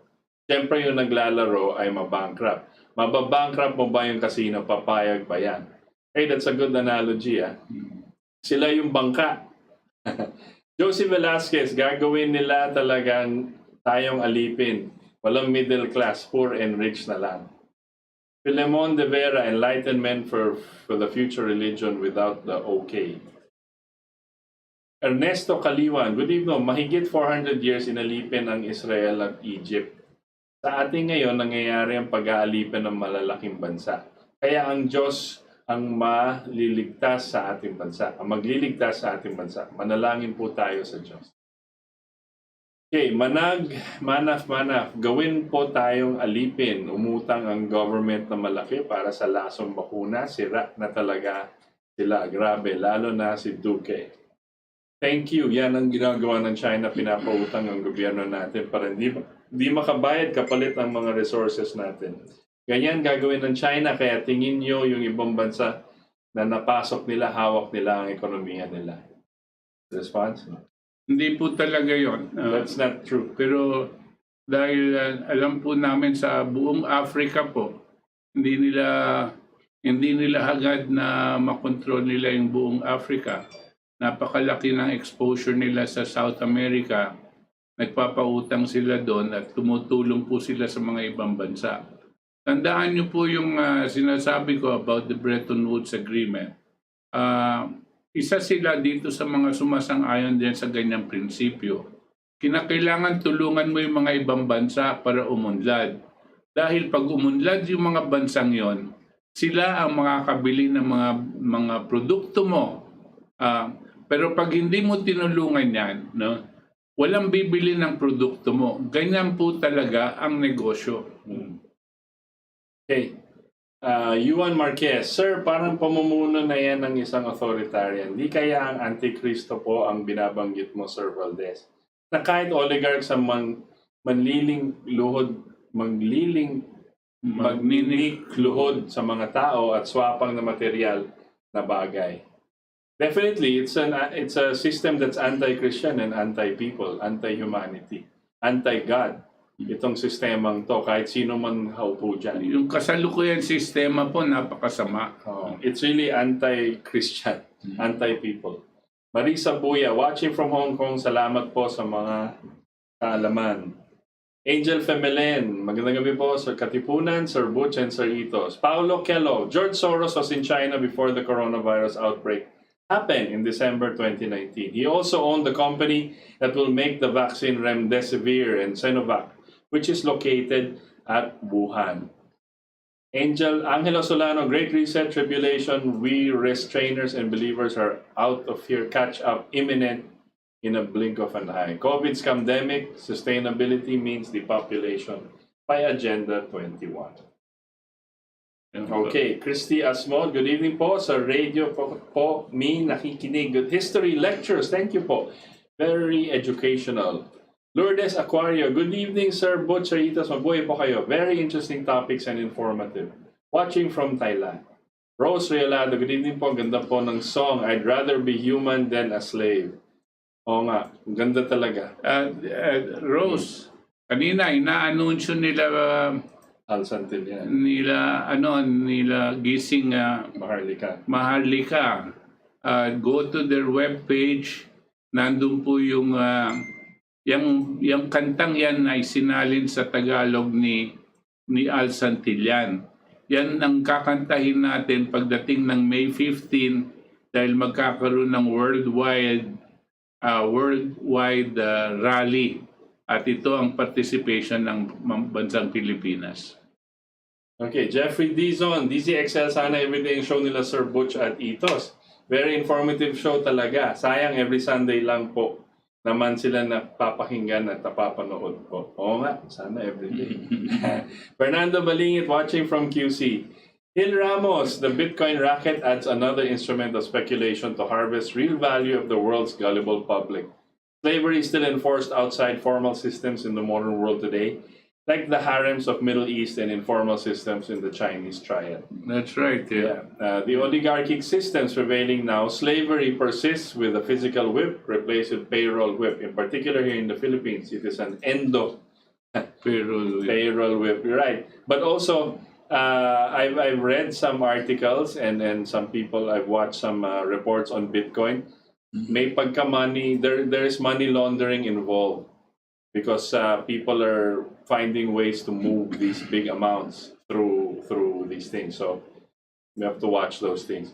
Jariel Dumanjug, nood din ako, taga Osamis City. Charms Castro, Sir Butch at Dante Maravillas lang ang may topic na ganito sa ka-credible. Sir Butch Valdes, prolific, noon pa niya dinidiscuss ang ganitong topic regarding economics. Correct. Edson Gonzalez of Ofirian Heritage Conservatory, malalaman niyo lahat ng katotohanan. Elsa Aguinaldo, salamat po sir sa mga kaalaman. Imposible hindi alam ng Pangulong ginagawa sa tao. Marami na taong walang tiwala sa kanya. Andy Casilio, good evening Sir Butch and Itos, more power. Ano bang opinion sa mga pumirma ng mga 1,000 military and retired generals sa France tungkol sa gobyerno nila? God bless po. This is a rebuke of Macron. Yeah. Because they are panicking because of the policies that they're letting all of these supposed parang refugees daw in, pero they're not citizens and they're creating a lot of chaos within France. So ito mga I think it is just like the protests. The establishment, the patriots within each country nabubuhay na po. They're being awakened at they're pushing back against this new world order. Nowadays, all over the world, because of the hardship, the poverty, and the difficulty of life that's being imposed on populations. No? There is pressure, or there is an expectation that the military sector of those societies will have to intervene. Because dito tingnan nyo po, pag pahirap ang buhay, ang tao po kumakapit sa patalim. No? Ang tao kumakapit sa patalim. At dahil dito, nagkakaroon ng unrest. Yung mga militar pumapasok to impose order. Okay. Yun ang pinaka-general. Pero kung minsan, pag nakikita nila yung mga namumuno, hindi na sumusunod sa kagustuhan ng taong bayan, no? Pag nakita nila na yung mga mamumuno, mga corrupt, at ninanakawan lang ang taong bayan, ang mga militar din nagkakaroon ng pressure mag-intervene. Ito lang ang ating iisipin. This is happening all over the country. Maski po sa Amerika, meron mga nagtatanong sa militar, bakit hindi kayo nag-i-intervene? Grabe yung dayaan dito, grabe yung ginagawa ng mga tao dito ng deep state. Bakit hindi? So may pressure. Ito lang ang ating katanungan at pag-ingatan. Kung man mag-i-intervene ang military sa kanya-kanyang mga bansa, dito sa Pilipinas, kung mag-i-intervene ang militar, siguraduhin po natin na ang kanilang gagawin ay hindi labag sa kagustuhan ng taong bayan. No? Kasi ang militar pwede mong gawin panglaban sa tao o pangsuporta sa tao. Kaya ang kinakailangan natin, mga patriotikong general, mga patriotikong militar na magtatanggol sa kapakanan ng taong bayan. We must be very clear on that. This is not just to get some general or some military to head government, period. We must be clear that whoever takes over from the military, if they will, they must address the general welfare Institution. and the common good. No? Yun po ang napaka-importante. Okay, Johnny Diaz, hello from Melbourne, Australia. I totally agree with your narrative. The rich and poor gap will never be solved under the globalist system. I think, Johnny, also, we wanted to, of course, we can expound on this in succeeding shows, which we want to do. But we have to, I think we brought it up through Henry Carey. The difference po with the American system and the British free trade system. I think that's a good discussion kasi lahat ng tinuturo sa atin, ang sistema ng kapitalista is really the British free trade system. Never po sa atin naturo yung American system of political economy. Importante po yan. Nelly Tasara, I'm always watching your shows and it makes me feel more empowered and to be aware of what's happening around me. And be patriotic. Thank you very much, Mr. Butch and Mr. Itas, and to all KDP, more blessings. Yes, that's our goal. To get patriots together, di ba? Yeah. Knowledge is the first weapon. Yeah. Is Isai Ariel, good evening. More power to KDP. I admire this father and son, Sir Butch and Sir Itos. Thank Salamat you. po. Aileen Sipaco, ang ating Pangulo ay parang na-injekan na o pinainom na ni Duque ng gayuma para maging sunod-sunuran sa kanya. Kung ano sabi ni Duque, tinutupad niya. Yun nga yung pinapag-usapan natin kanina. Elizabeth Dantes, ang community pantry ay nagpro-promote ng mendicancy. Jose Perez Oco IV, mga sir, tama po si PRRD at Senator Manny is a member of Freemasonry. Under mga elite cabal po yun. Mabuhay po kayo. Masok. I know a lot of senators are Masons. There's a difference of Freemasonry sa mga Mason. And there are different levels yan. So medyo masalimot yun. And a lot of the members of our police, PNP, and even AFP are Masons.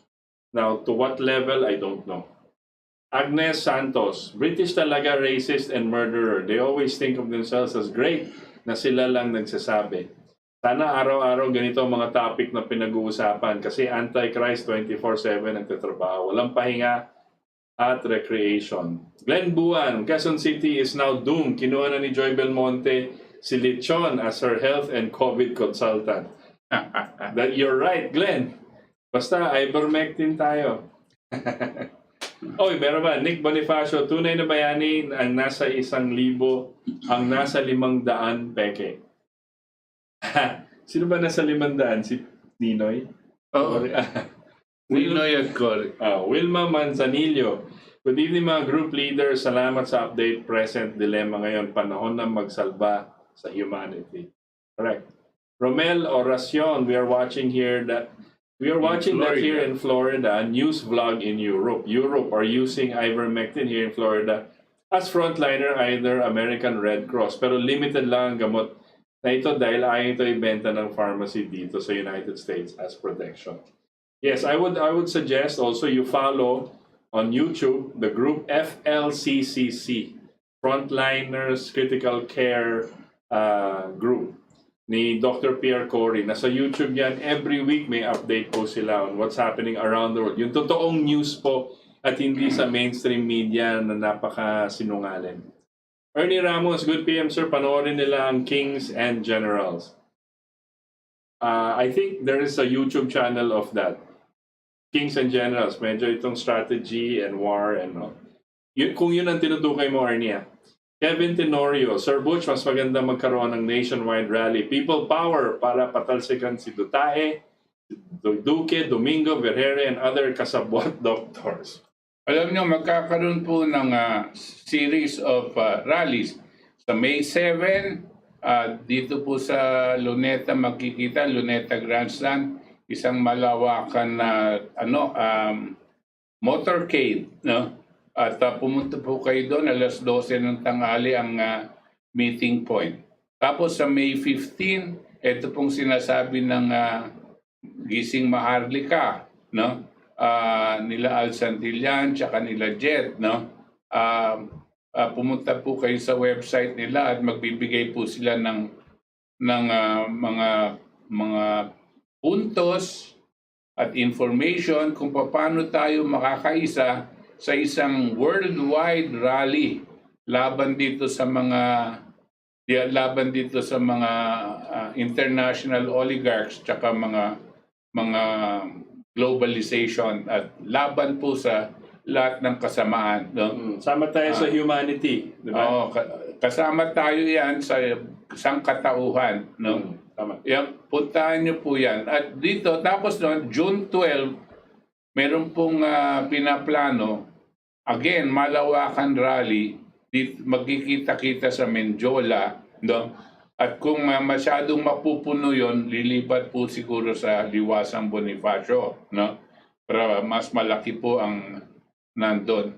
Lahat-lahat po ng mga iba-ibang grupo magsasama-sama po dyan sa June 12. Araw ng Kalayaan. Idedeklara po natin ang kalayaan ng mamamayang Pilipino. Kalayaan laban sa kasinungalingan, kalayaan laban sa kahirapan, no? At kalayaan laban sa mga bumubuwag ng ating karapatang pangtao, no? Lahat nito, kalayaan laban sa oligarko, ilalabas po natin yan sa June 12. Kanya kung ano-ano mga karaingan nyo, pumunta po kayo doon. Magdala na rin kayo ng inyong mga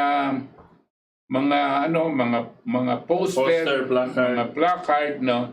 At samahan niyo po ang mamamayang Pilipino, no? Ito ay para ipahiwatig sa ating Pangulo na kinakailangan ng palitan ang buong sistema. Okay, Rosy Yolanda, thank you po, Sir Butch. Pag-aralan ko po song, yan. RJ Avellana, mabuhay. Glenn Buwan, pwede kaya mag-trade ng BRICS countries on fixed exchange rate?